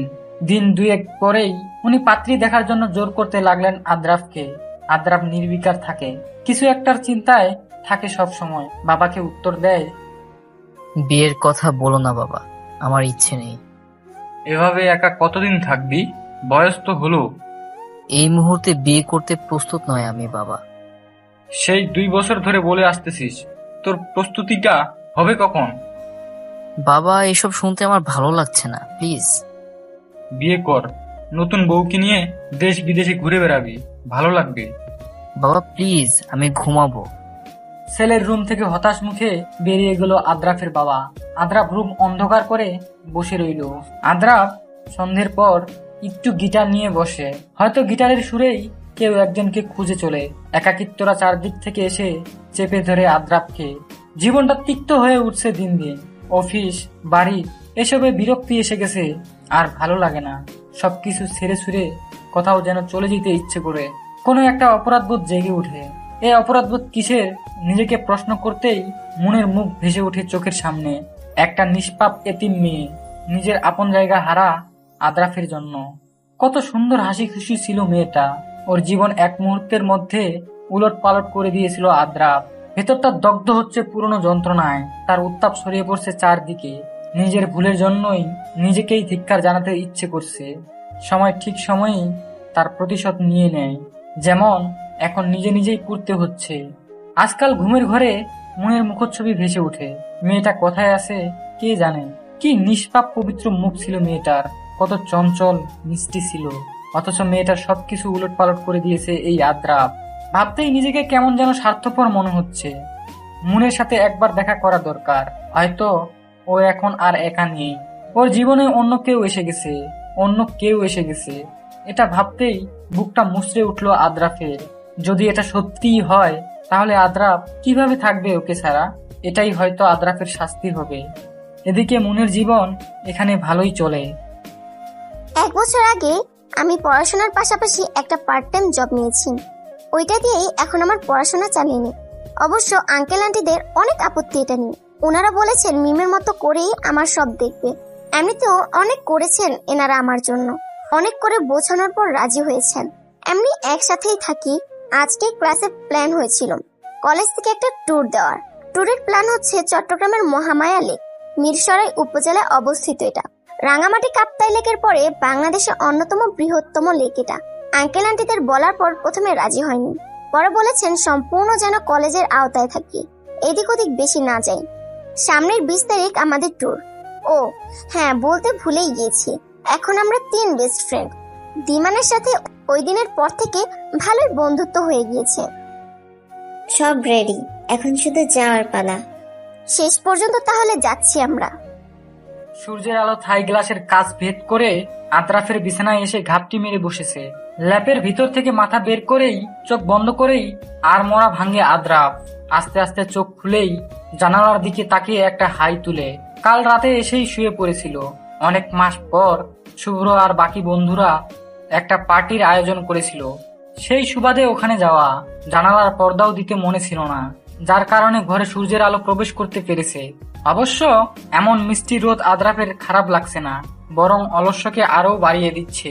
শীতের দিনে নরম বিছানা সঙ্গে এমন মিষ্টি রোদ, কারোই বা উঠতে ইচ্ছে করবে এমন আরামের ঘুম সেরে। তবে এখন অলসটাকে প্রাধান্য দিলে চলবে না, শুভ্রদের সাথে দেখা করতে হবে। তারপর অফিসে অবশ্য না গেলেও চলবে, কিন্তু শুভ্রদের সাথে দেখা করতেই হবে। ওদের নাকি জরুরি কথা আছে। তাই অলসটাকে ত্যাগ করে আদ্রাফ উঠে পড়লো বিছানা ছেড়ে। ফ্রেশ হয়ে একদম রেডি হয়েই অফিসের উদ্দেশ্যে বেরিয়ে গেল আদ্রাফ। হাতঘড়িতে সময় দেখে বুঝতে পারে অলরেডি 10 মিনিট লেট, যেতে আরো 20 মিনিটের মতো লাগবে। এর মাঝেই ট্রাফিক জ্যামে আটকে গেল। ট্রাফিক জ্যামে আশপাশটা দেখছিল আদ্রাফ। হুট করেই ফুটপাতে চোখ পড়লো। মেয়েটা আগে আগে হাঁটছে আর ছেলেটা মেয়েটার পরেই দৌড়াচ্ছে। বোঝাই যাচ্ছে মেয়েটা কোনো কিছু নিয়ে রাগ করেছে ওই ছেলেটার সাথে। মেয়েটা বোধহয় অনেক রাগী। এসব দেখতে দেখতেই আনমনে হেসে উঠল আদ্রাফ। আদ্রাফ রেস্টুরেন্টে ঢুকেই দেখতে পেল ওর প্রায় বন্ধুরা হাজির। ও একটা চেয়ার টেনে বসে পড়লো। শুভ্র ওকে দেখে বলল, মন খারাপ নাকি তোর? না, আমি ঠিক আছি। বল তোরা, কি এত জরুরি কথা? দোস্ত, অনেকদিন হলো কোথাও ট্যুর দেওয়া হয় না, চল না একটু ট্যুর দেওয়া যাক। তোর মাইন্ডও ফ্রেশ হবে আর ঘুরে আসাও হবে। আদ্রাফ চেয়ারে বেঁকিয়ে বসেছিল। এই কথা শুনে সোজা হয়ে বসলো। ওর নিজেরও ইচ্ছে হলো ওদের সঙ্গ দেওয়ার, অন্তত মাইন্ডটা ফ্রেশ হবে আর মনের ভূতও মাথা থেকে নামবে কিছু সময়ের জন্য হলেও। আদ্রাফও ওদের সম্মতি দিয়ে বলল, তা ঠিক বলেছিস। বল, ট্যুরের প্ল্যান কোন জায়গায়? অনেক জায়গায় তো ঘুরলাম, এবার না হয় চট্টগ্রামের কোথাও ট্যুর দেই। তা চট্টগ্রামের কোন কোন পিকনিক স্পটে ঘোরার প্ল্যান করেছিস? চট্টগ্রামের মহামায়া লেকে যাই এবার। সবাই সম্মতি জানালো। তাহলে 19 তারিখ রাত্রে আমরা কিন্তু গাড়িতে উঠছি। 20 তারিখ ওখানে মহামায়া লেকে পারফেক্ট টাইমে পৌঁছে যাব। সবাই সম্মতি জানিয়ে আড্ডা শুরু করে দিল। মূলত এই ট্যুরটা আদ্রাফের জন্যই করেছিল শুভ্র, যাতে করে আদ্রাফের মন মানসিকতা একটু ফ্রেশ হয়। 19 তারিখ যথাসময়ে আদ্রাফ, শুভ্র আর বাকিরা সবাই স্টেশনে পৌঁছালো। সকালেই পৌঁছে গেল ওরা সবাই চট্টগ্রামে। তারা সবাই গাড়ি থেকে নেমেই একটা রেস্টুরেন্ট থেকে নাস্তা সেরে হোটেলে গেল একটু ফ্রেশ হওয়ার জন্য। মূলত হোটেল অনলাইনে আগে থেকেই বুক করে রেখেছিল শুভ্র। সবাই এক এক করে হোটেলে স্ব রুমে গিয়ে ফ্রেশ হয়ে নিল। তারপরই এক এক করে সঠিক টাইমে বের হয়ে এলো মহামায়া লেকের উদ্দেশ্যে। অন্যদিকে মুন আর মিম দুজনেই অনেক এক্সাইটেড, কারণ অবশেষে অনেকদিন পর তাদের স্বাদের দিনটা আসলো। মিম তো সেই খুশি। বাসা থেকে বের হওয়ার সময় আঙ্কেল আর আন্টি বারবার করে বলে দিয়েছে যাতে করে আমরা যেন আজেবাজে কোনো জিনিস না খাই, আর ওই এরিয়া থেকে যেন বের না হই, যেন কলেজের আওতায় থাকি সব সময়। আর আমরাও হ্যাঁ বোধক মাথা নেড়ে সব বুঝে নিলাম আর বেরিয়ে গেলাম, কারণ কলেজে বলে দিয়েছিল যাতে দেরি না করি। অবশেষে মহামায়া লেকের উদ্দেশ্যে কলেজে গাড়ি ছেড়ে দিল। আহা, কি এক অনুভূতি! আর এদিকে আদ্রাফরাও প্রায় কাছাকাছি চলে এলো মহামায়া লেকের। মহামায়া লেক একটি প্রাকৃতিক লেক। বিশাল এলাকা জুড়ে পাহাড়ি লেকের পানি দিয়ে এই এলাকা গঠিত। এখানে রয়েছে পাহাড়ি গুহা, রাবার ড্যাম এবং ঝর্ণা। মুহুরী নদী ফেনী জেলা এবং নোয়াখালী জেলা থেকে এটিকে আলাদা করেছে। এটিকে চট্টগ্রামের প্রবেশদ্বারও বলা যায়। কিছুক্ষণই হলো আদ্রাফরা এসে পৌঁছেছে।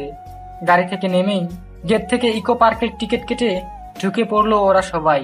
ইকো পার্ক থেকে শুরু পাহাড়ি রাস্তা দিয়ে 10 মিনিট হাঁটতেই মহামায়া লেকে পৌঁছালো ওরা সবাই। আমাদের গাড়ি মাত্রই এসে পৌঁছালো। অবশ্য গাড়ি পুরোপুরি মহামায়া লেকে যায় না, একটা পার্ক থেকে 10 মিনিট হাঁটতেই মহামায়া লেকে পৌঁছা যায়। আমরা গাড়ি থেকে নামতেই ইকো পার্কে ঢুকলাম। ইকো পার্কে ঢুকতেই চারপাশে সবুজ নিপবনে নিজেকে আবিষ্কার করে এক স্বর্গীয় অনুভূতি অনুভব করলাম। আশেপাশে মাঝারি উচ্চতার পাহাড়, মাঝখানে দিয়ে চলে গিয়েছে মহামায়া লেকে যাবার রাস্তাটি। আমরাও সেই রাস্তা অনুযায়ী চলতে লাগলাম। রাস্তা ধরে 10 মিনিট হাঁটতেই মহামায়া লেকে পৌঁছে গেলাম। মহামায়া লেক এক অপূর্ব সুন্দর জায়গা, যেটি নিজের চোখে না দেখলে এর সৌন্দর্য কোনোদিনও বোঝা সম্ভব না। যেন কোনো শিল্পীর সুনিপুণ হাতের রং তুলিতে আঁকা কোনো ছবি, এতটাই সুন্দর চারদিক। মহামায়া লেকের আরেকটি মূল আকর্ষণ হলো কায়াকিং। পাহাড়ে ঘেরা লেকে কায়াকিং করার মজাটা একদম মিস করা যাবে না। কায়াকিং করার সময় লেকের ঠিক মাঝে গিয়ে চোখ বন্ধ করে দুহাত পাখির মতো মেলে কিছুক্ষণের জন্য হারিয়ে গিয়েছিলাম। মনে হচ্ছে যেন সময়টা থেমে যাবে, মস্তিষ্ক হয়ে যাবে ভারশূন্য। প্রকৃতির ভয়ানক স্নিগ্ধতা যেন গ্রাস করেছে। প্রকৃতি যে কতটা রহস্যময় সেটার কিছুটা হলেও হয়তো উপলব্ধি করতে পেরেছি। সেই সময়ই আদ্রাফরা কায়াকিং করে নেমেছে মাত্র হঠাৎ আদ্রাফের মনে হলো ওই দূরের বোটটাতে পাখির মতো ডানা মেলে মনের মতো কেউ একজন বসে আছে। অবশ্য পুরো চেহারাই অস্পষ্ট। আদ্রাফ নিজেই নিজের মাথায় বাড়ি দিল। মস্তিষ্কের সাথে সাথে চোখগুলোও হয়তো গিয়েছে। মনের কথা ভাবতে ভাবতে যাকে তাকে মনের মতো মনে হচ্ছে। এসব ভাবতে ভাবতেই আদ্রাফরা ঝর্ণার পথ ধরে হাঁটা ধরলো। কায়াকিং শেষ করে এখানে একটা ঝর্ণা আছে, ওই ঝর্ণা অনুসারে হাঁটতে লাগলাম আমি। মিম আর দিমান আর পিছনে আরো কিছু একই ক্লাসের শিক্ষার্থীও আসছে। আর আমরা হাঁটতে হাঁটতে ঝর্ণার ধারে চলে আসলাম। পাশেই একটা ছোটখাটো কুপড়ি টাইপ দোকান আছে। আমি, মিম আর দিমানরা বাদাম চিলতে চিলতে খেতে খেতেই গল্প করছি। কথা বলার মাঝখানেই মিমের কাশি উঠে যাওয়ার কারণে আমি মিমের কাছে দিমানকে রেখেই ওই দোকান থেকে পানি আনতে গেলাম। পানির বোতল নিয়ে আসার সময় কেউ একজনের সাথে ধাক্কা খেয়ে কোনো মতে নিজেকে সামলে দুঃখিত বলে তাড়াহুড়ো করে মিমের কাছে এসে পানি খাওয়ানোর পরই একটু সুস্থ বোধ করলো মিম। এদিকে আদ্রাফ যেন স্তব্ধ। এটা কি ওর ভ্রম নাকি সত্যিই মন ছিল এটা? কিন্তু ভ্রম কিভাবে হবে? এটা স্পষ্ট মনেরই কণ্ঠ ছিল। এত মাস ধরে যাকে খুঁজে চলেছে সেই আজ এখানে ওরই চোখের সামনে দিয়ে গেল। আদ্রাফ যেন বাক হারা, কি করবে ও ভেবে পাচ্ছে না। এটা সত্যিই মন। আদ্রাফ দ্রুত পিছন ফিরেই দেখলো কেউ নেই ওখানে, কিন্তু ও মনকে স্পষ্ট দেখেছে। আদ্রাফ যেন একটা ঘরের মাঝে আছে। ও আসছিল পানির বোতলের জন্য দোকানে। যে কাজের জন্য আসছিল ওইটা না নিয়েই ও আবার বন্ধু মহলে ফেরত গেল। আদ্রাফকে এত তাড়াতাড়ি আর খালি হাতে ফিরে আসতে দেখেই শুভ্র বলে উঠলো, কিরে এত তাড়াতাড়ি ফিরে এলো যে? আর পানির বোতলই বা কই? আমি তো নিজে গিয়ে আনতে চেয়েছিলাম, তুই তো আমাকে যেতে না দিয়ে নিজে গেলি। এখন খালি হাতে কেন? মনকে দেখেছি। কি? কোন মন? ও মন, তুই সত্যি বলছিস? আরে দূর, এটা হয়তো তোর ভ্রমই হবে। এই 2 বছরে তুই প্রতি জায়গায় মনকে দেখিস, কিন্তু সামনাসামনি হলে ওটা অন্য কেউ হয়। এবার এমন কিছু দেখছিস তুই। আদ্রাফ, এই সবকিছুই তোর ভ্রম। দোস্ত, বিশ্বাস কর, আমি মনকে দেখেছি। শুভ্র এবার আদ্রাফকে সিরিয়াস ভাবে নিল। তাই শুভ্র আদ্রাফকে বলল, আচ্ছা কোন জায়গায় দেখছিস? চল। দোকানের সামনে যেই জায়গায় আদ্রাফের সাথে মন ধাক্কা খেয়ে পড়ে যেতে নিয়েছিল সেই জায়গায় নিয়ে আসলো। নিয়ে এসেই শুরু থেকে শেষ পর্যন্ত সব বলল। শুভ্র আদ্রাফের মুখ থেকে এসব শুনেও বিশ্বাস করতে পারলো না, কারণ গত 2 বছর ধরেই আদ্রাপ মনের মতো মেয়ে দেখেই চলেছে, কিন্তু একবারও সত্যি হয়নি এটা। শুভ্রর মাঝে মাঝে অনেক আফসোস হয় যে তার এই ভাইয়ের মতো বন্ধুটা মানসিকভাবে এতটা বিপর্যস্ত কিভাবে হলো। পুরো বিজনেস এর সবাই আদ্রাপকে প্রচুর সম্মান করে, সর্দার চোখে দেখে, কিন্তু তারা তো শুধু বাইরের আদ্রাপকে দেখেছে, ভেতরের আদ্রাপকে তো কেউ দেখছে না। বাইরে যতটাই শক্ত গম্ভীর থাকুক না কেন, এই মানুষটা ভিতরে অনেক নরম মনের। এই 2টা বছর তো মানসিকভাবে একেবারেই ভেঙে পড়েছে আদ্রাপ, কিন্তু বাইরে একদম শক্ত থাকে, শুধু শুভ্রর সামনেই ভেঙে পড়ে। শুভ্রর অনেক খারাপ লাগে। যদি এই ভাই সমান মানুষটার জন্য কিছু করতে পারতো, যদি পারতো মনকে আদ্রাপের সামনে এনে ওর ভুলগুলো ভাঙিয়ে দিতে, তাই এবারেও শুভ্র এটা আদ্রাপের ভ্রম বলে উড়িয়ে দিতে চেয়েছিল। কিন্তু অদূরেই কেউ একজনকে দেখে তার চোখ আটকে গেল। তাহলে কি আদ্রাপ সত্যিই বলেছিল এবার এটা সত্যিই মুন? তার মানে মুন কি আদ্রাপ থেকে লুকিয়ে চট্টগ্রামেই চলে এসেছিল? এখন এসব ভাবার সময় নয়। শুভ্র দ্রুতই ওইদিকে হাঁটা লাগলো। আদ্রাপ মনে করলো প্রতিবারের ন্যায় এবারেও শুভ্র আদ্রাপের এই কথাটাকে ভ্রম মনে করে গ্রাহ্য না করে হাঁটা লাগলো। তাই আদ্রাপও শুভ্রকে পিছন দিকে ফেলে উল্টো পথ ধরে বন্ধু মহলে যাওয়ার উদ্দেশ্যে পা বাড়ালো। শুভ্র সামনে গিয়েই দেখতে পেল মুন আর আরেকটা মেয়ে আর একটা ছেলে। ওর এখনো বিশ্বাস হচ্ছে না ও আদ্রাপের মুনকে দেখছে। মুনকে সত্যিকারে এখন দেখলে আদ্রাপের কি রিয়াক্ট হবে? শুভ্রর এই প্রথম মনে হলো ও আদ্রাপের জন্য কিছু একটা করতে পারবে। শুভ্র ওদের সামনে গিয়েই বলল, হাই, আমি শুভ্র, আপনি কি মন? মুন পিছন ফিরে শুভ্রকে দেখেই ভূত দেখার মতো চমকে উঠল। 2 বছর আগে শুভ্রকে সে দেখেছিল। যদি এখন নাম না বলতো তাহলে চিনতো না কোনোদিনও। মুন কোনো মতো বলে উঠল, আপনি? হ্যাঁ আমি। চিনতে পেরেছো তাহলে? আসলে এখানে আমি তোমাকে দেখিনি, আদ্রাফি তোমাকে বোতল আনার সময় দেখেছিল। ও গিয়ে আমাকে বলেছিল, কিন্তু আমি ভ্রম বলে উড়িয়ে দিয়েছিলাম। কারণ কি জানো, এই 2 বছর আদ্রাফ প্রতি জায়গাতেই নাকি তোমার মতো কাউকে দেখে। ও মানসিকভাবে অনেক ভেঙে পড়েছে। আদ্রাফের কথা শুনেই স্তব্ধ। মানুষটাকে ও এখনো ভুলতে পারেনি। কত দিন পর এই নাম কেউ বলল। কেমন আছে মানুষটা? হয়তো বিয়ে করে পরিবার নিয়েই আসছে এখানে, কিন্তু মানসিকভাবে ভেঙে পড়েছে মানে? আর ভ্রমই বা কেন হবে? মনের মনে অনেক প্রশ্ন এসে জমা হয়েছে।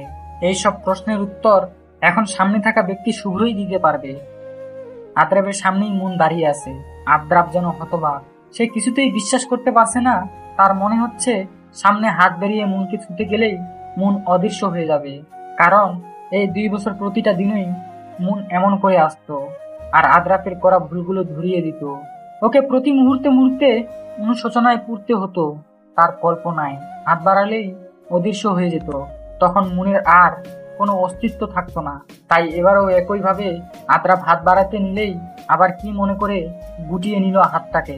মুন সামনে থেকেই আদ্রাপের এই বাচ্চামো স্বভাব দেখে হাসি আর চেপে রাখতে পারলো না। সে উচ্চস্বরে হেসে উঠল। মুনের হাসি শুনেই আদ্রাপ ঘর থেকে বেরিয়ে আসলো। তার মানে কি এটা আদ্রাপের ভ্রম নয়? মুন সত্যিই ওর সামনে? আদ্রাপ যেন অবাকের চরম পর্যায়ে। সে কোনো মতেই বলে উঠল, তুমি? মুন হাসি চেপে ধরে 2 হাত বুকের মাঝে গুটিয়ে বলে উঠল, হ্যাঁ আমি। কেন? অন্য কাউকে আশা করেছিলেন বুঝি? আদ্রাপ যেন কথা বলতেই ভুলে গেল। এতদিন পর সে তার মন পাখিকে দেখছে। তার মানে কি মুন তাকে ক্ষমা করে দিয়েছে? আদ্রাপের যেন খুশিতে তর সইছে না।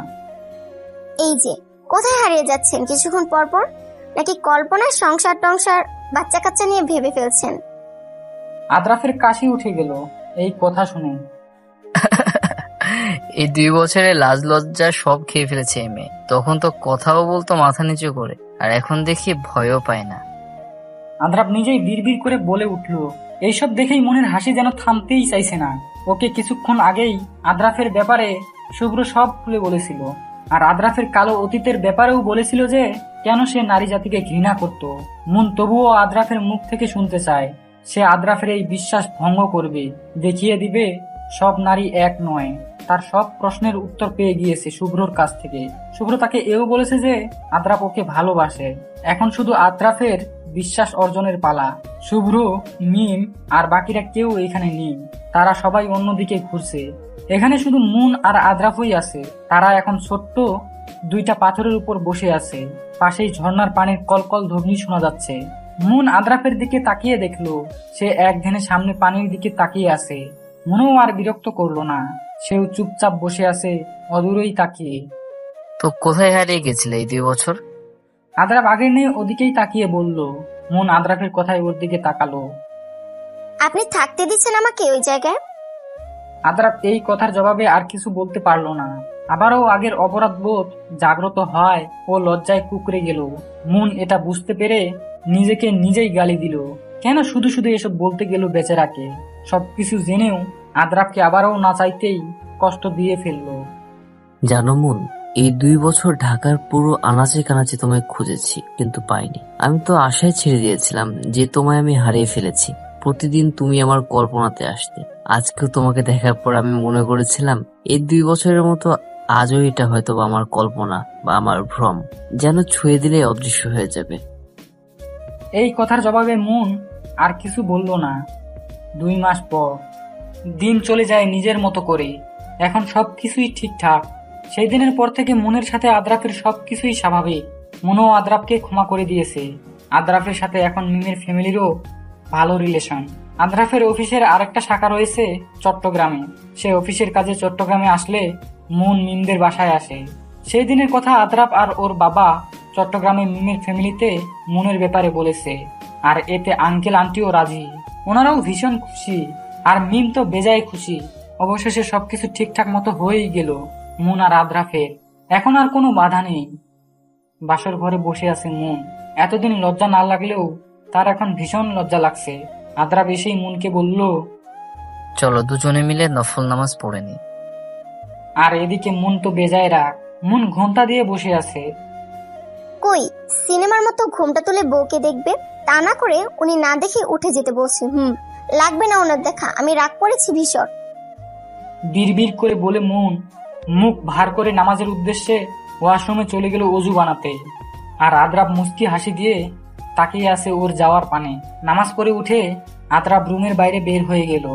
মনের এটা দেখে কান্না কান্না ভাব এসে গেল। বিয়ের প্রথম রাত নিয়ে কতজনের কত আশা থাকে, আর আদ্রাফ একটু সময়ও দিচ্ছে না। মন আর কিছু না ভেবে বেলকনিতে চলে গেল। এখন সে কাঁদবে ভীষণ করে যে কেন আদ্রাফ ওর সাথে ভালোভাবে কথা বলল না। তার উপর নামাজ পড়েই রুম থেকে কেন বেরিয়ে গেল। আশুক ও মন আর কথা বলবে না আদ্রাফের সাথে। আজ পূর্ণিমা, চাঁদের আলোয় চারদিকে সব স্পষ্ট। মন যখন বেলকনির গ্রিলে হাত রেখে চাঁদ দেখতে ব্যস্ত, তখনই ঠিক একজোড়া হাত তার গলায় কিছু একটা পরিয়ে পাশেই সরে দাঁড়ালো। মনের আর বুঝতে বাকি রইল না এটা কে। মন মুখ ঘুরিয়ে ফেললো ওই দিক থেকে। সে ভীষণ রাগ করেছে আদ্রাফের উপর। আজকের চাঁদটা ভীষণ সুন্দর। মনে হচ্ছে যেন কারোর সাথে অভিমান করেছে। একবার মেঘের আড়ালে চলে যায় তো আরেকবার বের হয়। মন এই কথার জবাবে কিছু বলল না, মুখ ফিরিয়ে নিল। কিভাবে এর অভিমান ভাঙা যায় বলো তো মন পাখি? চাঁদকে যখন সুন্দর বলেছেন তখন ওনার থেকে জিজ্ঞেস করুন। ওহো, আমার পাশে তো চাঁদ। তোমাকেই বলেছি, এই চাঁদকে তো প্রতিদিন দেখি, কিন্তু আমার পাশের চাঁদটা সহ একসাথে তো এই প্রথম দেখছি 2 চাঁদ একসাথে। সরেন এখান থেকে, কথা বদলাবেন না। আদ্রাফ মুচকি হেসে মনের গলার দিকে এগিয়ে আসতেই মন চোখ মুখ খিসে বন্ধ করে পিছন দিকে সরে গিয়ে কাপা কাপা ভাবে বলে উঠল, আমি এখনো প্রস্তুত না।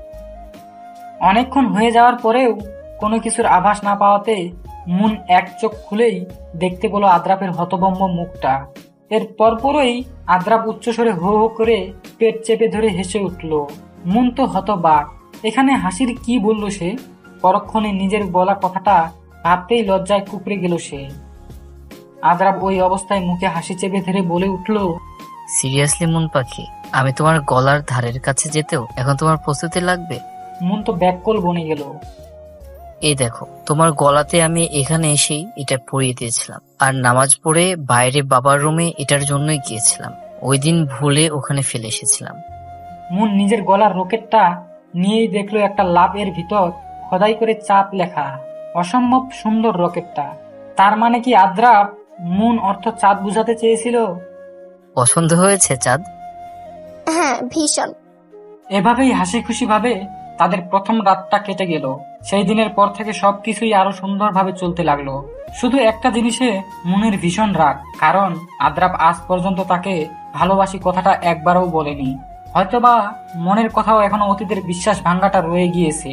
এখনো বিশ্বাস করে উঠতে পারেনি আদ্রাপ অফিস থেকে আসার সময় মনের জন্য চকলেট, বেলি ফুল আনা আর মনের কেয়ার, ভালোবাসা দিয়েই পরিবারটাকে আরো বেশি আগলে নিয়েছিল। এরপর খুশিটা আরো বেশি বেড়ে গেল যখন শুনলো মুন মা হতে চলেছে। আদ্রাপ তো সেই খুশি। এভাবেই 8 মাস চলে গেল। এরপর আদ্রাপ আর টাইম পায়নি কাজের চাপে, তাই মুনের 8 মাস চলাকালীনই প্ল্যান করলো লং জার্নি দিবে, কারণ মুন নিস্তব্ধ রাতের জার্নি বেশি পছন্দ করে। ওই দিন অফিস থেকে এসেই দুজনে পুরো রাত গাড়ি করে ঘুরবে এই বলে গেল আদ্রাপ। অফিস থেকে এসেই দেখলো মুন রেডি, আয়নার দিকেই তাকিয়ে আছে। আদ্রাপ এসেই মুনের দিকে চেয়ে থমকে গেল। মুনকে প্রথম দিনের মতোই সুন্দর লাগছে। কি দেখো চাঁদ? এই দেখেন না কেমন লাগছে আমাকে, ফোলা পেট, আগে থেকে মোটো হয়ে গিয়েছি ভীষণ। একদম না, তোমাকে তো একদম পরীর মতো লাগছে। তাহলে ভালোবাসি বলেন না কেন? আদ্রাফ কিছু না বলেই মুনকে বের হতে বলে বেরিয়ে গেল। আদ্রাফের ভালোবাসি বলতে কোথাও একটা যেন বাধে। মনও উঠে আদ্রাফের পাশের সিটে বসলে আদ্রাফ গাড়ি ছেড়ে দিল। কিন্তু কে জানে আজকের রাতটাই ওদের সবকিছু এক নিমিষেই চুরমার করে দিবে। দেখা যাক কি হয়। সবার জীবনে খারাপ সময় আসা ভালো। এই খারাপ সময়টা এসে আমাদের অনেক কিছু বুঝিয়ে দিয়ে যায়, তেমনি আদ্রাফের জীবনে এই সময়টা এসে শিখিয়ে দিয়ে গেল যে থাকার সে শত বাধা পেরিয়েও থাকবে, আর যে চলে যাওয়ার সে রাজপ্রাসাদ থেকেও চলে যাবে। আজ আদ্রাফ অনেকদিন পর আবারও স্বাভাবিক জীবনে ফিরে এসেছে। অফিসে যাচ্ছে ঠিক মতো। কি এক বিভীষিকাময় রাত ছিল সেই দিন। গাড়িতে ওঠার পরেই আদ্রাফ ড্রাইভ করা শুরু করেছিল। গাড়িতে ওঠার পরেও মনের সেই বেজায় রাগ রয়ে গেছে। মুখ ভার করেছিল। আস্তে আস্তে ঢাকা শহরের সব দোকানেই বন্ধ হয়ে যাচ্ছিল। পুরো রাত তখন নিস্তব্ধ হয়ে যাচ্ছে, কিন্তু মনের রাগ তো ভাঙার না। তাই আদ্রাফ রাস্তার ওপর পাশে আইসক্রিমের দোকানটা থেকে আইসক্রিম আনতে বের হয়েছিল। বের হয়ে আইসক্রিম নিয়ে আনার সময় বিপরীত দিক থেকে চলাকালীন একটা বড় ট্রাক এসে মেরে দিল আদ্রাফকে। মনের চোখের সামনে দিয়েই যেন সবকিছু থমকে গেল। পুরো রাত তখন নিস্তব্ধ। পাশেই কয়েকজন দোকানদার বেরিয়ে এসে আদ্রাফের চারপাশ ঘিরে ধরলো। আদ্রাফ চোখ বন্ধ করার সময়ও মনের দিকে তাকিয়ে হাত বাড়িয়ে দিয়েছিল। মন যেন কথা বলার ভাষাটাও হারিয়ে ফেলেছে। চোখের সামনেই আদ্রাফের রক্তাক্ত নিথর দেহটা পড়ে রইল রাস্তার মাঝে। এসব দেখার মাঝেই মন গাড়ি থেকে বের হয়ে আদ্রাফের সামনে গিয়েই ওর নিথর দেহ দেখে সেন্সলেস হয়ে গিয়েছিল। এরপর মন আর কিছুই জানতো না। যখন সেন্স ফিরে তখন নিজেকে হাসপাতালের বেডে আবিষ্কার করে পাশেই মিম বসেছিল মনের হাত ধরে। মন চোখ খুলতেই আদ্রাফের কথা জিজ্ঞেস করে। তখন মিম উত্তরে বলে পাশের কেবিনে আদ্রাফের অপারেশন চলছে। মন এক প্রকার লাফিয়ে উঠেই আদ্রাফের কেবিনের সামনে দৌড়ে গিয়েছিল। ওখানেই শুভ্র দাঁড়িয়েছিল। জীবনে অনেক রোগীর চিকিৎসা করেছিল, কিন্তু নিজের ভাই সমান বন্ধুর অপারেশন করতে তার হাত কাঁপবে, কান্না আসবে, তাই সেই অপারেশন থিয়েটারে ঢুকেনি। মিম এসেই মনকে পাশের এক চেয়ারে বসিয়েছিল। অতিরিক্ত স্ট্রেস নিলে মনের বাচ্চার ক্ষতি হবে বলে। অপারেশন শেষে ডাক্তার বের হয়েই বলেছিল আদ্রাফের সুস্থ হতে অনেক দিন লাগবে। কথাও বলতে আস্তে আস্তে সময় নিতে হবে। পা ভেঙে গিয়েছিল, হাঁটাচলা করতে পারবে না। আপাতত বেড রেস্টে থাকতে হবে। মানে পুরো দিন রাতের জন্য একটা হোম নার্স লাগবে আদ্রাফের। কিন্তু মন মানেনি। সেই করবে আদ্রাফের সব কাজ। সেই দিনের পর থেকে মন তার ভারী পেট নিয়েও আদ্রাফের সব কাজ করত। আদ্রাফ কিছুই বলতে পারতো না, শুধু চেয়ে চেয়ে দেখতো। মন অনেক কেয়ার করতো আদ্রাফের। অবশ্য মিম কয়দিন থেকেছিল মনের সাথে। এরপর তার এক্সামের জন্যই চলে যেতে হয়েছিল চট্টগ্রামে। মনের ডেলিভারির দিনেও সে আদ্রাফকে কাছে পায়নি। একসময় ফুটফুটে এক পরী আসলো মনের কোল আলো করে। মিম তো এক্সামের পর আবারও চলে এসেছিল মনের জন্য। শুভ্র আর মিমের দিন শুরু হতো পরীটাকে দিয়েই। এর মধ্যে শুভ্র আর মিমের মধ্যে অনেক ভাব হয়ে গিয়েছে। আগের মতো আর তারা এখন ঝগড়া করে না। মন এক হাতেই সব সামলাতো। সংসারের কাজ, আদ্রাফের দেখাশোনা, সব মিলেই পরিবারটাকে আরো সুন্দরভাবে গুছিয়ে নিত মন। এত কষ্টের পরেও রাতে পরীটার মুখের দিকে তাকিয়েই সুখ সুখ অনুভব হতো মনের। পাশেই আদ্রাফ এক দৃষ্টিতে তাকিয়ে থাকতো। মেয়েটা একদম আদ্রাফের মতোই হয়েছিল। এসবের মাঝে আরো একটা সুখের সন্ধান হলো। আদ্রাফ আস্তে আস্তে সুস্থ হয়ে উঠেছিল। এভাবেই একদিন পুরোপুরি সুস্থ হয়ে উঠছিল আদ্রাফ। সেই দিন সে তার পরীটাকে প্রথম কোলে নিয়েছিল। সে তো তখন বেজায় খুশি। আদ্রাফ তো সেদিন খুশিতে কান্নাই করে দিয়েছিল তার ফুটফুটে পরীটাকে কোলে নিয়ে। পরিবারটা যেন এক পূর্ণতায় রূপ নিয়েছিল। জানালার গ্রিলে মাথা ঠেকিয়ে সেই দিনগুলোর কথা মনে করছিল মন। মেয়েটা তার দাদার কাছেই আছে। তার দাদারও আর কিছু লাগে না এখন। হঠাৎ পিছন দিক থেকে একজোড়া হাত এসেই মনকে জড়িয়ে ধরলো। তার মুখটা মনের কাঁধের উপরেই। মনের আর বুঝতে বাকি রইল না এটা কে। প্রথম দিনের ন্যায় আদ্রাপ এখনো অফিস থেকে আসার সময় মনের জন্য বেলি ফুল নিয়ে আসে আর খোপায় গুজে দেয়। আদ্রাপ ওইভাবেই মনকে জড়িয়ে ধরা অবস্থায় বলল, তোমার জন্য একটা সারপ্রাইজ আছে। কি এমন সারপ্রাইজ? শুভ্র আর মিমের বিয়ে সামনের শুক্রবারে। কি সত্যি? কিন্তু মিম আমাকে বলেনি তো, আর আপনিও তো একটু বলেননি, আর শুভ্র ভাই উনিও তো কিছু বলেনি। এতটাই পর হয়ে গেলাম সবার কাছ থেকে। আরে এটাই তো সারপ্রাইজ। অবশেষে দিনটা আসলো। আজকে মিমের গায়ে হলুদ। মন আজকেই চলে যাবে মিমের সাথে। মিম এসে মনের মেয়েকে তৈরি করে নিয়ে গিয়েছে ওর দাদার কাছে, আর আদ্রাপ শুভ্রর পক্ষ থেকেই আসবে বিয়েতে। মনও পুরোপুরি রেডি। আদ্রাপ মুখ ভার করে বিছানার উপরেই বসে আছে। এই বিয়েতে যেতে হবে না তোমার। মানে কি? ঠিকই বলেছি, যে বিয়ে আমাদের আলাদা করে দিচ্ছে সে বিয়েতে না যাওয়াই ভালো। এক বাচ্চার বাবা হয়ে নিজেই এখনো বাচ্চামো স্বভাব করছেন। কে বলবে ইনি নাকি এক বাচ্চার বাপ? আমাদের দুলো ভাই এতটা বউ পাগল জানতাম না তো। রুমে ঢুকতে ঢুকতেই বলে উঠল মিম, আরে আমি মেয়ের জন্য বলছি। হ্যাঁ হ্যাঁ সব বুঝি রে ভাই। মিমের পিছন দিয়ে শুভ্র ঢুকতে ঢুকতে বলে উঠল, আরে শুভ্র ভাই আপনি? হ্যাঁ ভাবি, ভাবলাম আপনারা যখন মিমের সাথে চলে যাবেন তাহলে আমার ভাইটা একা কিভাবে থাকবে, তাই ওকেও নিয়ে আসলাম, বুঝছেন। তোর হোক তারপর তুইও বুঝবি। হয়েছে, এবার চলেন সবাই। অবশেষে শুভ্র আর মিমের বিয়ের কার্য সব ঠিকঠাক সম্পন্ন হয়ে গেল। বিয়ের পরই আদ্রাপ মনকে নিয়ে চলে আসলো বাসায়। রাতে মন বাবুকে ঘুম পাড়িয়ে ঠিকঠাক ভাবে সব গুছিয়ে রাখছিল। এমন সময় আদ্রাপ এসেই মনের চোখ বেঁধে দিয়ে কোলে তুলে নিল। মন চিৎকার করতে নিলেই আদ্রাপ ফিসফিস করে বলে উঠল, কোনো কথা না। আদ্রাপ মনকে ছাদে নিয়ে গিয়েই চোখ খুলে দিল। মন চোখ খুলতেই হতবাক। ছাদটা খুব সুন্দর করে সাজানো হয়েছে, ছোট ছোট লাইট দিয়ে, আর একটা ছোট কেক সহ। কেকের উপর লেখা, হ্যাপি অ্যানিভার্সারি বউ, ভালোবাসি চাঁদ। মন পিছন ফিরতেই দেখে আদ্রাপ হাঁটু মুড়ে বসে মনের দিকে ডিং বাড়িয়ে দিয়েছে। মনের তো খেয়ালই ছিল না আজ তাদের বিবাহ বার্ষিকী। আদ্রাপ হাঁটু মুড়ে ওই অবস্থায় বলে উঠল, ভীষণ ভালোবাসি চাঁদ। তুমি আমার মুখ থেকে শুনতে চেয়েছিলে না? জানো আমার ভালোবাসা সম্পর্কে বিশ্বাসটা পুরোপুরি আসেনি কোনোদিন, তাই তো এত কেয়ার করার পরেও তোমাকে কোনোদিন বলা হয়নি ভালোবাসি। আমার বাবারও প্রেমের বিয়ে ছিল, বাবাও ভীষণ ভালোবাসতো ওনাকে। আস্তে আস্তে বাবা ব্যবসা নিয়ে বিজি হয়ে পড়ে, আর আমার জন্মধাত্রী আমার 8 বছর চলাকালীন পরকীয়াতে জড়িয়ে পালিয়ে গিয়েছিল। কিন্তু আমার বাবা তাও কোনোদিন আজ পর্যন্ত ওনাকে খারাপ বলেনি। আমার বাবার ভাষ্যমতে হয়তো বাবা তার স্ত্রীকে ঠিকমতো ভালোবেসে আগলে রাখতে পারেনি। কিভাবে পারলো ওই মহিলাটা একটা বাচ্চা রেখে পালিয়ে যেতে? তাদেরও তো প্রেমের বিয়ে ছিল, ভালোবাসা ছিল অনেক, তবুও কিভাবে পারলো এটা করতে?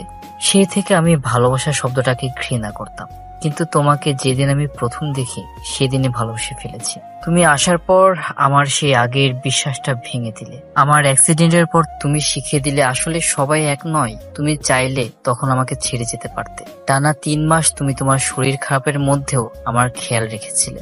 মানুষের জীবনে তো অনেক কিছুই অপ্রত্যাশিত ভাবে হয়ে যায়, তেমনি করে তুমিও আমার জীবনে হঠাৎ করে চলে আসো। তুমি এসে আমার সবকিছু অগোছালো করে দিয়েছিলে।